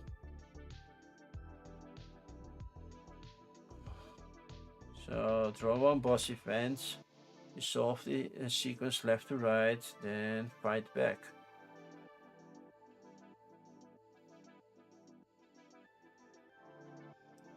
Or boys and men 1. Well, I don't need boobies to buy a game, but to be honest, I don't need them. EU regions. There we go. Netherlands found it. Which means, well, it's okay. It's affordable. Doesn't look too bad. The miniatures are just too busy for me. Okay, Hunted. So this is from Gabe Barrett, who does the solo game of the month. Does it call? It's a solo game of the month, but it's not a game each month. So I don't know how it works. Usually other designers, it's just Gabe Barrett setting up the page for them. And most likely getting paid for it. Gameplay. Draw cards from the hunted deck. Use the cards in a row to find items, allies, and evidence. Lose time to hide and clear the row or push your luck. But be careful, make too much noise and bad things will happen. Yeah. Running into portals will flip the deck and transport you to the other side. Find evidence to trigger the adventure book advance. Sounds kind of cool. And I love the clear, that you have a clear visual on which side you have. So you have the purple pinkish on one side and then the purple green on the other. So not people I know on the channel, but sure.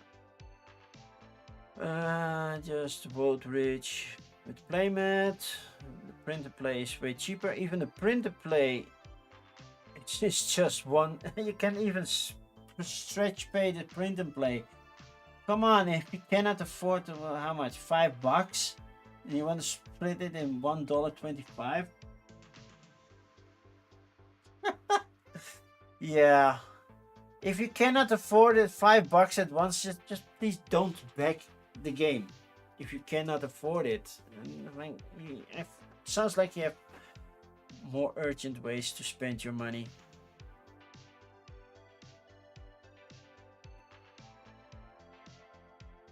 Wait. Yeah. Oh, he did design this one. Okay. And then we have Vinea. And as always, oh, look at all this nice fantasy art. Please don't be AI. We don't scroll anymore. What has changed in Vinea? Oh, no, I needed to go here. New map design, new card design, unlock, okay, but it doesn't tell you if you're using AI or not. Project timeline, team. Okay, so 2D, 3D artist, graphic designer, 3D artist, manufacturing. Well, nobody has at least saying, well, I am a prompt giver. Gameplay. First, let's see the updates. 2 days to go. Print board.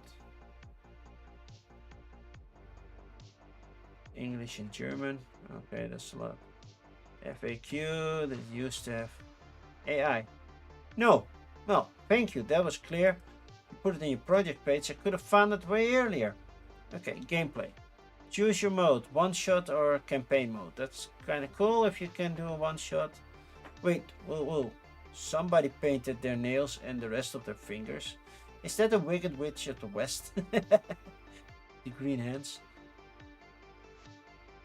So having a tree in the center gives me a little bit of Blood Rage vibe, but yeah. Explore the tiles. Choose your guardian. Sure. Starting abilities. Elements and minerals, starting elements. So we have water, fire, ice, wind, earth, and lightning. Game round marker. Yeah, move on. Dark moon portals. In round with the portal marker. But I have to turn on my coffee because it's cooled down. And I still have backer kit to go, and there's a lot on backer kit today. And our portals, dark moon cycle. Okay. Acrylic standees. I prefer them over regular standees, and a couple miniatures is fine. Makes a clear distinguish feel between the player pieces and the NPC pieces. Resources, and you have a competitive mode, so you can also try to be the first in something. There is a lot going on in this thing, and it looks pretty, it looks nice.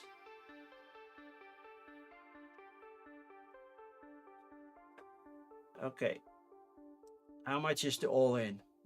Doable. 189 euros. 27 a month, so that would be a quick math.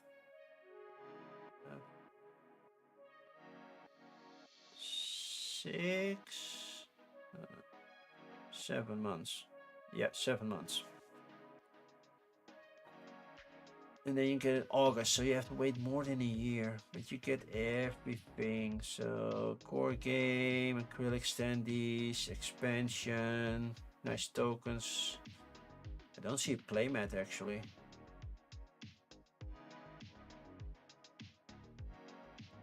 Does the game have a play? Let's add-ons later. Gameplay, deluxe version. Okay, then we have the stretch goals. Nice. They're not there yet. Add-ons. I don't see a playmat. So if you want it in a different language, you have to pay for it. And I'm like, that sounds off. You know, don't blame me for not understanding your game. Luckily, I can understand English, but not every French person or every Spanish person understands it. And it's nice that you give that option, but at some point, it's like, yeah, I have to pay extra, or I just don't get the game. And like, some people are like, then I just don't get the game. So 19 days left. Doing pretty nicely, looking pretty actually. Looks like a solid fantasy explore resource management type of game. Lose or win and repeat.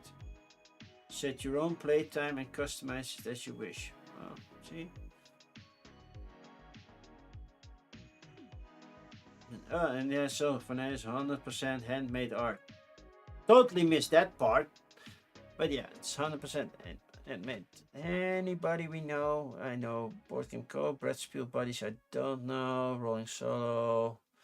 And the rest I don't know. A lot of German people. Are they from Germany? Creator, Forgotten Tales, more info. It is Sirens. I remember that one. That's currently in Pledge Manager level. Düsseldorf, Germany. They should visit Dave because Dave lives right around the corner. Oh, that's one too far. I need to go here.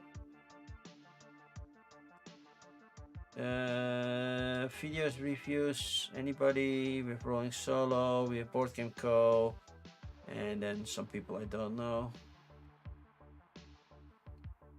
And then playthroughs. Okay. You know, I don't mind playing with the acrylic standees because, hey, they're pre-painted basically. I don't need the miniatures. I like painting miniatures, but I haven't touched a miniature for painting in like 8 months or something like that because I just don't have the time for it. I still haven't finished my Foundation of Rome. I still haven't finished my Robinson Crusoe. And now I got new boxes from Unmatched that I also want to have painted. And I still haven't finished my painting my Marvel United, so it's just too much. Okay. Last bit of coffee, because I do need to sleep after the stream. So, yeah. That's the last bit. I'm not making new ones. Take on the cupboard, please. But yeah, we still have Backer Kit to go, and Backer Kit is a lot. As you can see, Backer Kit is a lot right now. Backer Kit has something, they have Pocketopia right now happening, and that's so much. Oh, I'm actually quite kind of scared. But as far as I can tell, not every campaign is funding right now. So last week we ended on the big squeeze. You know, when life gives you lemon, you make lemonade, kind of thing. So old school essentials, that's D&D, or at least RPG. So we can skip that. Can I filter only on Pocketopia because that would be easy? Okay, here we go. We have Happy Heights, Ramen Rush, Monken Drunk, ESP or Experiment, a super sensory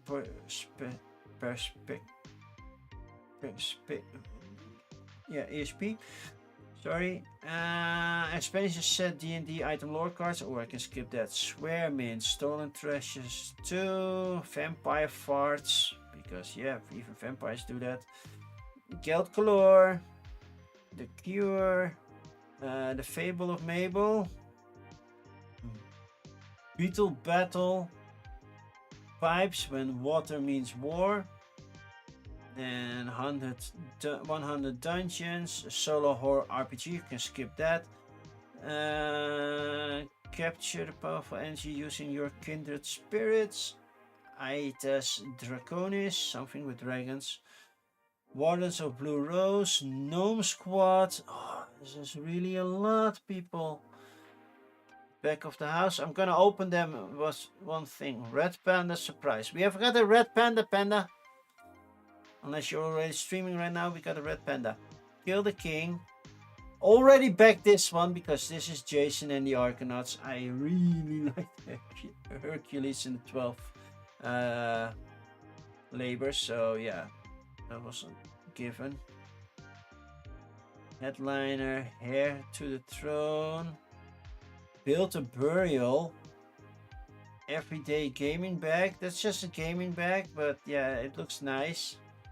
But it's just a game bag, so we can skip that. Primary Potions.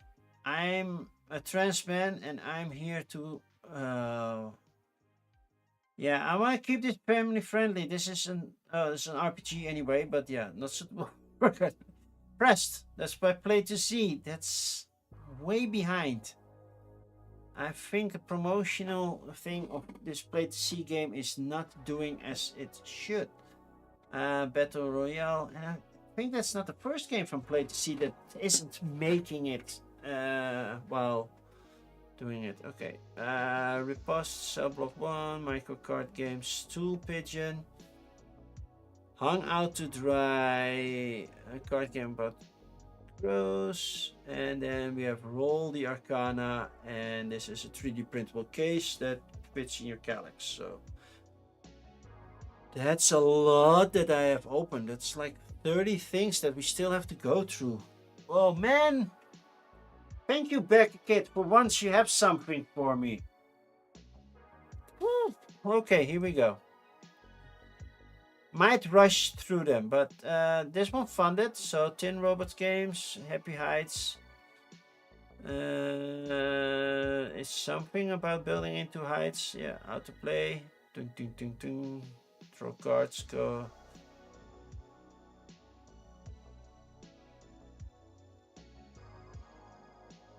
This feels like canal houses walking in Burano. It gives me that vibe right now. Okay. Each player is given a blueprint to reserve reserve spot card, and a secret building lot plan goes on top. First player is given a first play marker, metal key. Okay, cool. Place the homeowners association bonuses within reach. Draft from the market. The deck goes in the middle. Market matching the player count. Build a lot. So you either place a new building or shove it underneath. Accessing lots can be demolished, flip them over, and tuck them below street level to make room for adjusting strategies. Storefronts, so this is penthouse multiplier. Okay, cool. And storefront bonus, 4 points with library. Okay, there's library. Parks and transit, add parks and transit to your street. Bus stops. It's a little more convoluted than Walking Burano, but it has that same feeling vibe to it. And how much is one game?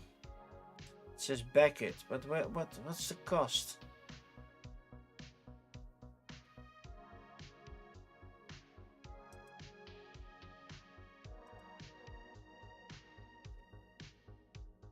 One copy 25 and 45 for 2 or more copies. And then you have add-ons, patio roof packs, home association expansions, and other things. Okay, and they have cross collaboration with other campaigns within the thing. Luckily, this happens only once a year. This one looks actually quite nice. Ramen Rush. I'm not the biggest ramen eater. I don't mind ramen, but it's not my first choice when I get a choice. Play secretly bitcoins for ingredients from a shared market. Highest bid wins. Dice lead to the dice roll off. Coins stay hidden, and clever denial or negotiation can be just as effective as winning bids. So you can lie about how much you bid. Everybody cooks at the same time. Trade, sell, buy sauces, and cooking the fifth ball initiate the final round. Okay. So you need to make recipes. Bid for component. Okay, this is still a cool shirt. Even if you don't want to do anything with the game, if you love ramen, this shirt is definitely something for you. This looks nice and fun. And they co-opt with Red Panda Surprise, which we'll see shortly. Oh, this one, Monk and Drunk. We get a nice warning for mature content. Since I want to keep this channel a little bit child friendly, I will skip it. But yeah, there's a Monk and Drunk. It's about drinking, and that's probably the mature content. I've never seen this before. This is new, but I don't mind this warning. Okay, experiment in supersensory perspicacity. Is that an English word? Perspicacity.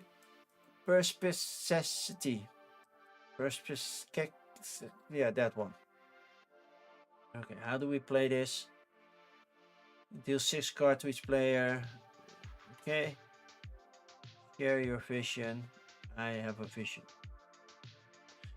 Develop a hypothesis. Place some of the cards from your hand face down. One will be your bid. The others will be played into the final tricks.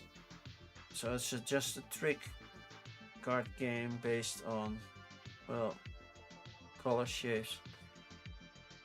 If it is an English word, you don't like it. Well, if I can score a lot of points with Scrabble or something, then I would do it. But it's not a seven-letter word. But yeah, if you have pairs, you can do something like this. I don't know. Hi, Bans. How are you doing? But this is trick taking with a lot of hypersensory stuff going on. Okay. Swear mints. What's new? It's the world's most portable party game. Being the most of something, Flip 7 is very portable. Especially if you have the Yelp version. If you have the Dutch version, you have basic normal playing cards, but the deck is too big. But the shape of the cards from the Yelp are different. Yeah. It's also portable. So, with the most portable, why is it not the most portable? I can put Flip 7 in my back pocket, and then I still have a portable card game. So, yeah. It plays also up to a lot of other things. Bizarre reality show, terrible serial mascot. It's a judging type of game. I don't like that. Stolen Treasure, Dragon's Lair. Bounce, can we expect you in any of these campaigns? Because there are a lot.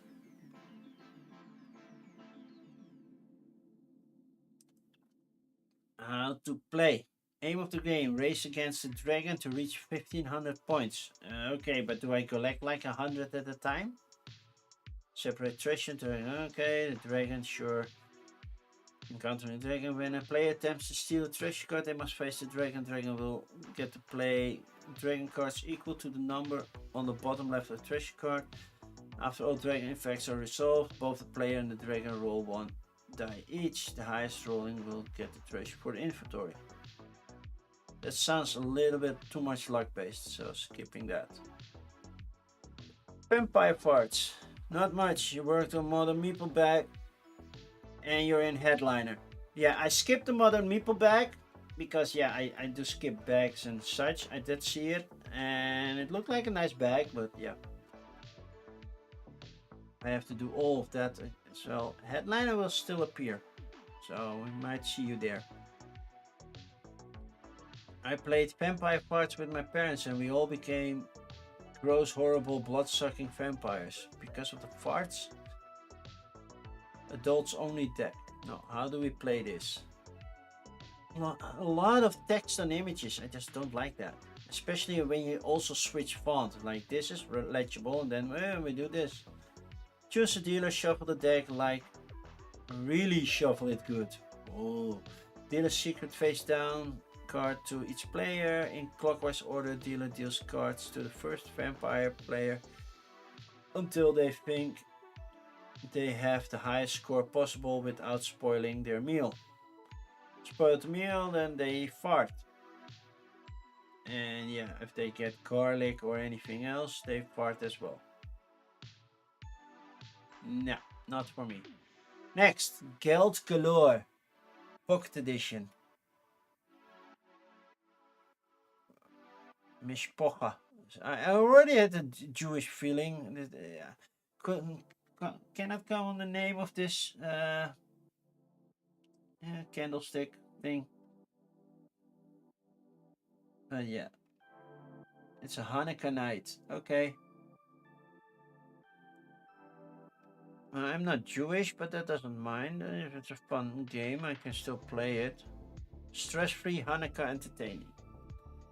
Trivia experts and beginners. I don't like trivia. The fun thing, I don't know much about Hanukkah, to be honest. I know a little bit because yeah, there's an overlap between Jewish faith and Christian faith, of course. But I don't know everything. The funny thing is, I once tried when I didn't officially join a church yet, but I was dating the daughter of a minister, and we did a Bible trivia, and I scored way better than she did. And her father is a minister. She was like, "How do you know that much?" Well, I have read the Bible.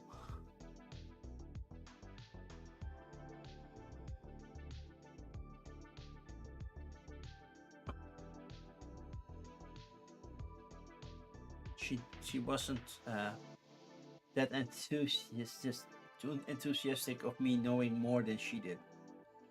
Well, I'm single, so that relation did not stand at all. Okay, this is fun. I think more for the people that like Hanukkah, and I don't celebrate Hanukkah, but yeah, could be something for you. Healthcare worker discount. Okay, create the cure. The cure to what? That's up to marketing. Oh, we created a cure. Cure to what? Yeah, we'll see. We have good cards and bad cards. So somebody's a bad person. Microscope cards, referee cards, gameplay. How to play the cure. Take the microscope cards and set them up nearby. Then deal 12 cure cards amongst the player. Deal 1 card face up to each player. On each turn, they will place a card face down and declare the pile's new sum. So yeah, okay, that's 5. That's 1. That's 8. Yeah, okay, that makes sense. 12, and then somebody's lying. That's 12. 12. I want to use the microscope. Yes, yes, yes. Learn. Okay. Wait, it places it. Okay. Oh, then you can look at the first card. I vote to stop. 4-player goal, 18 or 19, 16. Okay. There's some. I get it. Somebody lies about the number they're playing, and you try to go too high or too low with the numbers there. It's kind of like buffing and finding the bad guy. Okay. The Fable of Mabel on the witch table. Maybe this game is incredible. Well, yeah, incredible, but it doesn't work. It doesn't rhyme. It spells the same, but yeah. For each game sold, £1 will be paid to Cats Protection. Keep the cats inside. That works a lot in the protection. Easy for me to say. I don't have a cat anymore. Calico, the game. Yeah, maybe shouldn't have called it Calico. Because there is already a Calico, the game. I really love my cat. Your cat here. Put your cat in the game. Yeah, there are people that would do that, but I wouldn't. Moving on to the next one. Beetle Battle. Funded in 13 hours. It was only 250 bucks. Wallet-sized dueling card game. Another 2-player game. And they cross-collab with Gnome Squad. Free shipping for USA if they reach 500. Nicer cards and boxes if they reach 1000. So before that you get crap. All human made, thank you. And then a lot of text. Moving on, we have pipes. When water means war. No collab? Start a backup train. Yeah, they did not fund yet. How to play. Watch this video. Yeah, that's not what I'm looking for. A tactical 2-player game that's is cunningly easy to lay out. You have 20 cards in the box, including 2 starters. You lay out a grid of 16 cards, 4x4. Then taking turns, you first swap one with the other one, and you try to connect the pipes. Okay, that's kind of cool.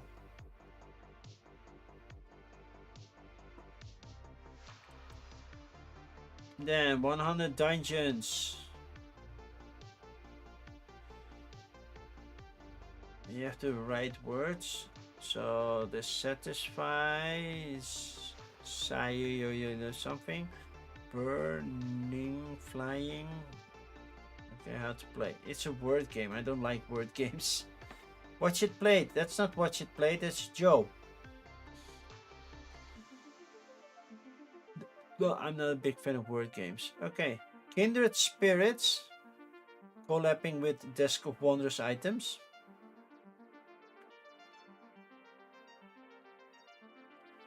Back at Centers. Talking about art. Not AI, but I don't like the font on this, like this. Any how to play kind of things? Pledge levels, stretch goals. I see a lot, but I don't see how to play. Oh, here, how to play. I totally missed it. Watch the video. Yeah, okay. Select starting player, play a card. Once your card has been played to the ethereal plane, place a totem stones on all cards that are connected.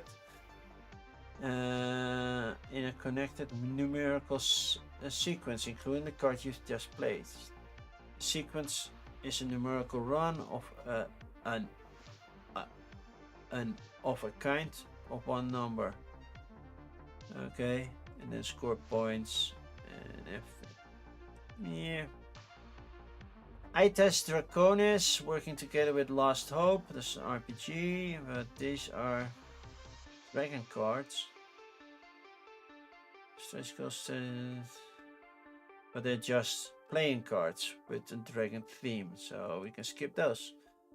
Wardens of the Blue Rose, not working together with anybody. So what do? I don't know. It's a role-playing game. Skip. Next. Gnome Squad. Working together with Beetle Battle, which we already saw. The art. All made by real-life human artists. Thank you. What are people saying? Try it out. Banner just a how to play thingy. Tabletop simulator. It's nice. Add-ons, but is there anything that says how to play? Oh, players are each dealt 6 cards and choose which 4 to keep in order to play them. Looking to make the strongest team possible after picking and programming their squad. Players place their cards face down. When everyone's ready, the gnomes are revealed and the battles become. Compare each squad first gnomes against one another, counting the bonuses to see which one's stronger, then repeat down the line. Once all known battles have been resolved, player one with the most points. Okay, simple. Back at the house. Working together with the Fable of Mabel on the Witch's Table. The game. The cards, searching, packaging, grammar, risk, cross collab, and stretch goals, shipping timeline. Not the proper how to play thingy, so skipping that. Red Panda Surprise, collabing with Ramen Rush. Panda Angel still here. We got a red panda. I know she's more of a black and white panda, but this is the red one. How to play 3 to 7 players, 1 player solitaire rules. So, and advanced 2 to 3 players rules below. First, everyone plays 2 cards at the same time. For strategic, reveal one first and do the other. Then revolve swap special powers, some cards. Okay. Next, lowest sum cards get 10 extra points. So will you play your highest cards or aim for the lowest? The highest sum gets discarded and other players put their cards on the bottom of the deck. And everyone draws back to 5 cards in hand. The first player to discard 7 cards wins. Okay. Sounds simple enough. I'm a sucker for red pandas, but yeah. Use up on all your sick days. I don't have that many sick days. All the park life. Are they all from them? Those are cute little games. So, yep. Kill the King. That was a collab with Happy Heights. And they did a poor job creating this page. Because, yeah, No side menu. How to play. Each player has 300 cards. Attack you or use abilities to eliminate threats. Find and eliminate the king or survive as the king. Simple enough. Moving on. Jason and the Argonauts. The sequel to Hercules and the 12 Labors. And you can already recognize the setup. This time it's not the gold that's shiny, it's the silver. We have got Cetus and Calais, the Propontis, Philoctetes, and Orpheus are in here. I believe even Hercules makes an appearance. So, you join Jason on his quest to get the Golden Fleece. See, Hercules is in here. And now cards can be connected to each other with the same shape. So that's different. You still have to score and roll dice to score certain points. Keep your health at a certain level and all that. And you go through them one by one. So these are the harpies, Tinia. And these are silver foiled. The other ones were gold foiled. So I'm curious if there will be a third one. So we got Hercules, which is very famous. We got Jason, and now we can still do the Odyssey because there's a lot happening there. So I think the Odyssey would be nice. You could do Aeneas, which is more like the Roman version of the Odyssey, but that's basically also starts at the Trojan War and how Aeneas sailed to where Rome is eventually funded or built, because, well, his sons were Romulus and Remus, you know, the founders of Rome.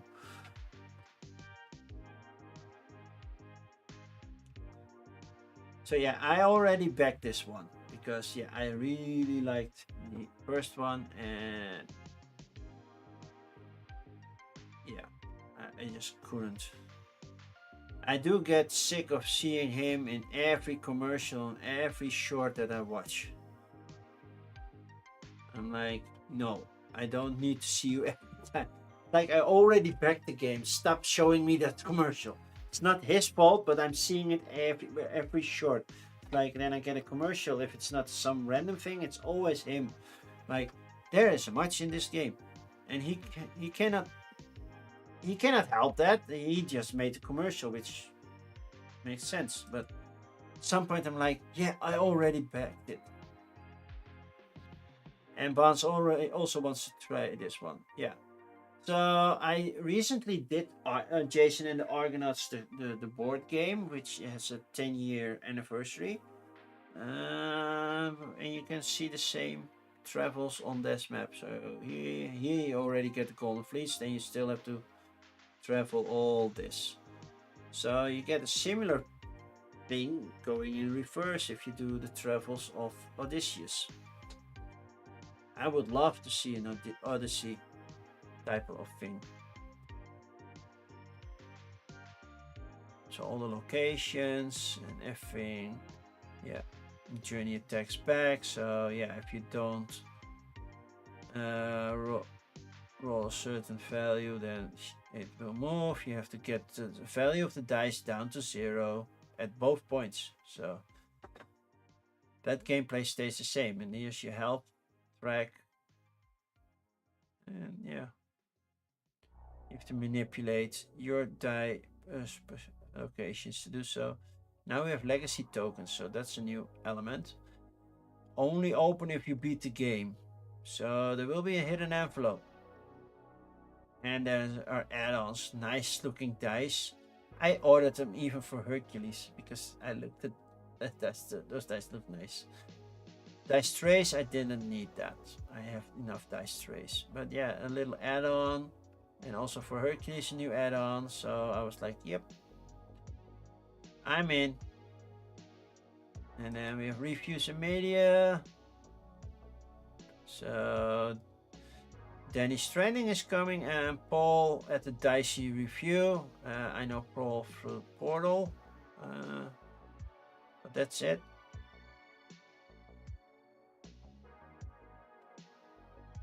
I would have loved to do one as well, but yeah, they didn't send me a copy. And I don't need the pins for the cross collab with Stool Pigeon. That's the one where they work with. But not included, so I still have to pay for it. I'm in EU1, and I think I will be. I think I backed this one, Master of the Argo, so I did this level. But I also did some add-ons, so there will be a little bit more. But yeah, I'm a sucker for Greek mythology. If somebody did a Blood Rage, but done then with Greek mythology, I would be so over it. I don't mind Norse mythology, but I'm more of the Greek one. Headliner! So here we go. Do we see a bond somewhere? Okay, first we check the how to play. Draft, drive, jam. That's fairly simple. Recruit new talent and build a band with the right mix of sound, style, and swagger. Every card you choose shapes your shot at the spotlight. So, okay, you choose a card, reveal simultaneously, pile into a van, and chase your next payday. Pick the right venue and match its icon to requirement to cash in. Okay, cool. And earn monies. This looks like a nice, not too hard, fun little game. And then there are wild cards that score you, give you more points. Headliner fits in the bag, so they are working with Modern Meeple for the Edge, the 7 game bag.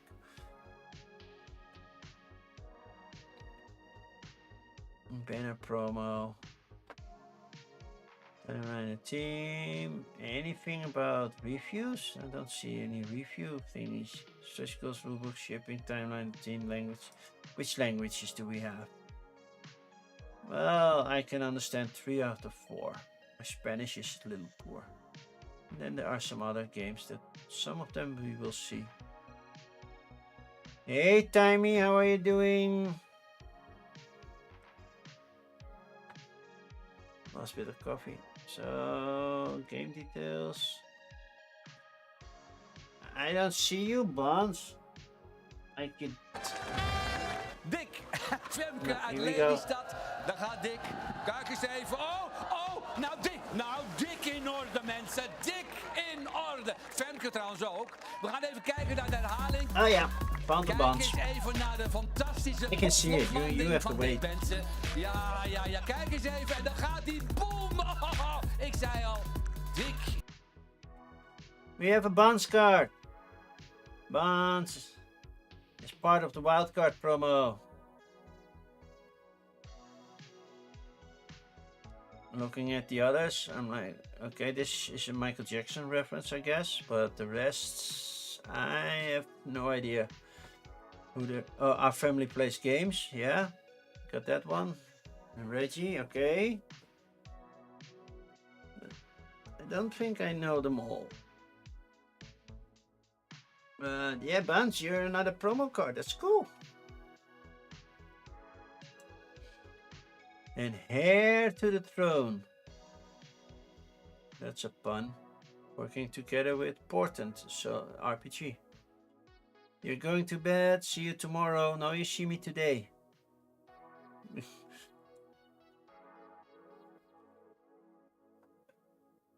Okay, gameplay. Defeat your opponents. No deck building, no keywords, no tokens. Instant action. I don't mind keywords. If an action is doing the same on certain cards, then a keyword would shorten that description. So, yeah.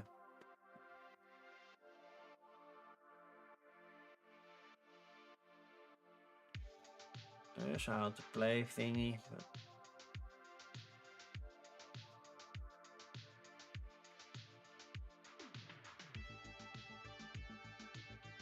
I don't know how to feel about this one. It's not doing it for me and I cannot explain why. Build a burial. Why would I build a burial? They are working with the I am a transman and I'm here to F. And the page looks very poor, so skipping, going on to the next. Primary potions, tertiary twist. art. Returns new beautiful aesthetic. Game is a wonder for the eyes. This looks pretty. I hope it's not AI. That's the only thing. How does the game work?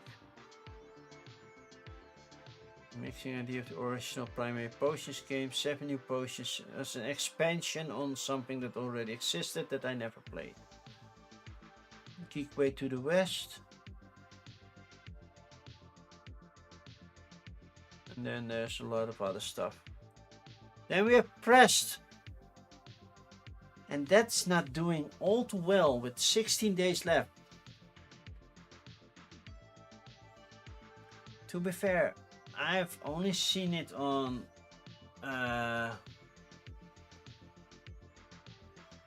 Ruel's stream and page and not much anywhere else. So players alternate turns, and also the page. Come on, the how to play, the side menu is not used properly. Players alternate turns playing flowers to the flower bed, scoring points for key flowers in the column and row based on the card they play. Once everyone has played their hand of flower cards, the player with the lowest current score picks a column and takes those cards from the flower bed. Then press. Choose 4 of the flower cards you pick to be pressed, and pick the picked flower cards are placed face down in front of you to be scored at the end of the game. Very simple mechanic. 2-piece scoreboard. So yeah, it all fits in one nice little box.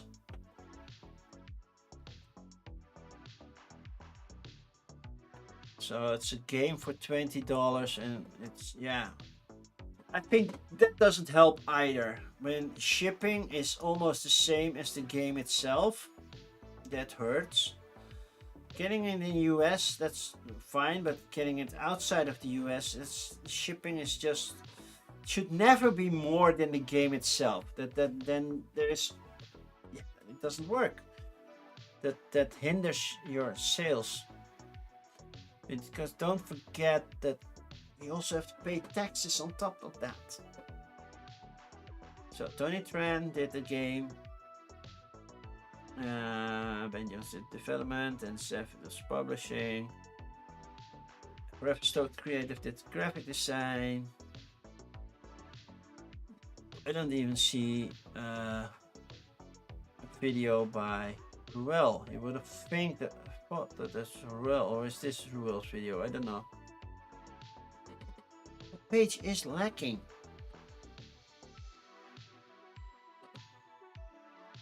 I'm not gonna lie.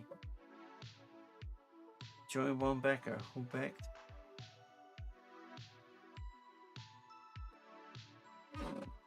Yeah. So Bones, you have close connections with Ruel. With 16 days left, yeah. But this is not the first game that they're not, that doesn't work, right? Created projects. Okay, Soul Journey did make it, but the holiday bundle only $80. That's not much. 23 Knives did it, and I own 23 Knives. It's really good. This one did great. So where did it go wrong? Because this is close. It's just too 70 backers, so they just got a new one, but yeah, they need more. And I love the artwork. It's Beth Sobel artwork, so you cannot go wrong with that. Beth Sobel knows how to draw flowers. And I like the idea of pressing flowers. I used to do that a lot as a kid, and when my son was young, he had to do that for school as well. Okay, next one, Battle Royale. This is just a normal card game. This game is inspired by 2000 Japanese cult classic of the same name. Okay. How it plays. Roll up your roster, choose a number of participants, roll up a personality, use a name, and race cards, choose a waking scenario. Play rounds by drawing cards. Each card represents a new turn event, and arena shrinks until one remains. It's not a journaling game, does not require special bonus, it's not AI generated, thank you, and is not limited to one setting. It does feel RPG-ish. Next, Cell Block 18 and Riposte, working together with the Cure. Shipping timeline, Cell Block 18. No one has ever escaped from Cell Block 18, but there's always a first time. Match Whist as warden and prisoner and use the tools to your disposal to either break out or prevent somebody escaping. So that's a tug of war between the two.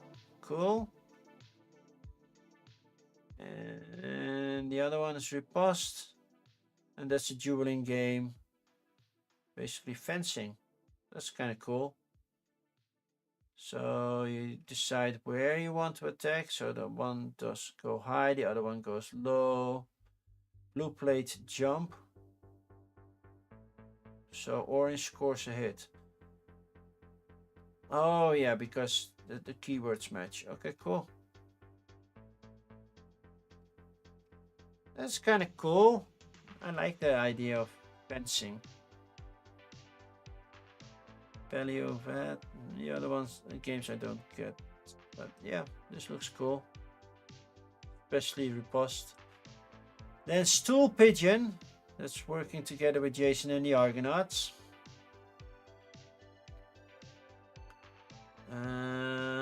Waterproof edition. That's kind of fun. Yeah, waterproof cards. Again, the page is not the best. You got Grant. Grant is here. And Ryan and Bethany are here as well. I remember them from when they did stuff for the Dice Tower. Stool Pigeon, Bamboozle, Kingpin, okay, all the cards. And then a lot of other stuff happening.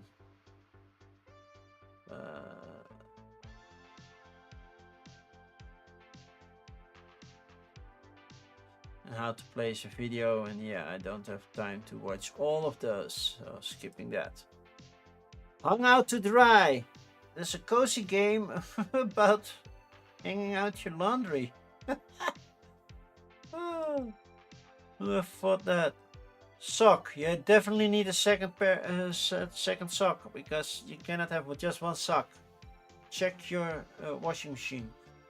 On your turn, you can take cards on top of the pile, play cards from your hand to trigger their actions. Some abilities let you bury cards, while the other one lets you mess around with friends or modify. So, and then you hang them out to dry. Oh, it's starting to rain. Very, very loudly. I like the idea of hanging the laundry and scoring points based on that and everything. You still have to wait until spring, but I like the idea. Closed lines, 5 colors, not to scale. Yeah, I thought so. With clothespins and a board where you put them all on. I like the idea. You're not actually hanging the cards, but yeah, I get that. Somehow the idea is appealing. Then Trinket, about crows, shinies, and shenanigans. Yeah, Hung to Dry looks cute. Simple, cute, fun, little take that. Yeah. Especially find your second sock. Okay, Trinket. Lighthearted, tongue and beak card game. In Trinket, you and your fellow players are crows who share interest in a local human. You'll observe and learn about the human, find trinkets that apply to their interest, and earn points by leaving those trinkets on their porch. Wait, crows steal those things, they don't drop it, right? Okay, how do we play this? Set up, I don't care. Start by play by rolling the included d6 or grab a shiny six-sided math rock you already own. Move your token in the indicated amount of tiles clockwise and note the icon on the tile you land on. It could be steal a card, observe an effect. So we got roll a move. Yeah. Choose one, end your turn, perform the action on your tile. Alternatively, you may choose to place one of your trinket cards face up on the board. Or choose not to perform an action. But that feels like a waste of time. And then we have the last one. Steamboat Legends. Roll the Arcana. Roll once, fortune favors the kind. I am not kind, so it doesn't favor me.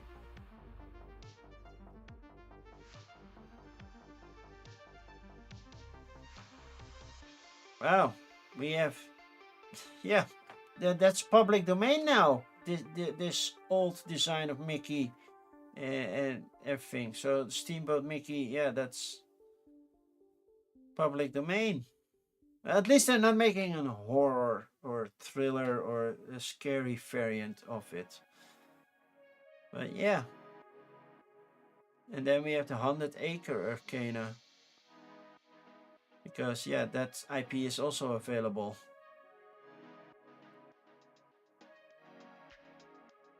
But that's more like a tarot kind of thing. The mystical honeypot. There's a lot of things in this thing that... Okay, I'm skipping that. So, oh man, I have so many games open right now. Because there are a lot of fun little games over at BackerKit this time. I'm still not a big fan of BackerKit. So... I wish I could say I hope for real that this does better, but it doesn't look all too good. It still has some time to go. It still has about 2 weeks to go, 16 days, so it's not there yet. But yeah, it shouldn't be a big surprise that Jason and the Argonauts won. Because I already backed it. I could not wait. I already knew what was coming. I already knew I would like at least most of it. And I really liked Hercules. So I think I will really like this one. I hope they will continue the series because there are so many more Greek mythology stories that they could do. Like the Odyssey is probably one of the obvious one. It's also a sailing adventure like Jason and the Argonauts. So they might choose something different, but yeah, there's so much to get from Greek mythology. Not everything works. I think if you go Icarus, it's just too short of a story to do so. Or you want to do maze step by step by step by step. But there are some other things that they could do. So yeah. This is clearly my pick of the week. Already backed it. And yeah, cannot wait to get it. But estimated ship February 28, 2027. So if it ships by then, I hope they don't mean it leaves China at that date. I hope it leaves from the hub, in my case the European hub, to do so, because then it would arrive close to my birthday, which would be a week later. So that's it for me for today. It's been a long one because there was a lot of BackerKit, which means next week maybe not as much. Shall we see who to rate? Is Lollapalooza still live with the Eurovision Song Festival, or are they done now? They are done. Okay, that's over. Then we're gonna rate Panda Angel. Panda is doing Hercules and the 12 Labors right now. How convenient. So let's rate Panda Angel.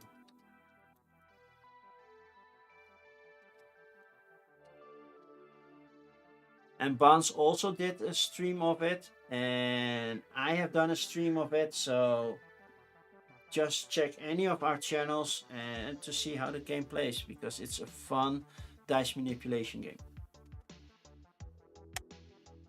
So we're gonna rate Panda Angel. Hans, you're welcome as always. I hope you finished your work or almost done finishing your work. And I will be back maybe later. Well, for me today, for you tomorrow, then I will do Trismegistus, because I really don't want to get the game off the table and not have played it. But yeah, it depends on how my work day goes today. I have the day off on Wednesday, so on Thursday, so that should be fine. So thank you all for being here. Keep an eye out if I'm going live tomorrow, and otherwise I will be live on Thursday playing Forestry solo, which I still have to learn, but like I said, I still have to learn the solo mode. So bye bye, see you soon.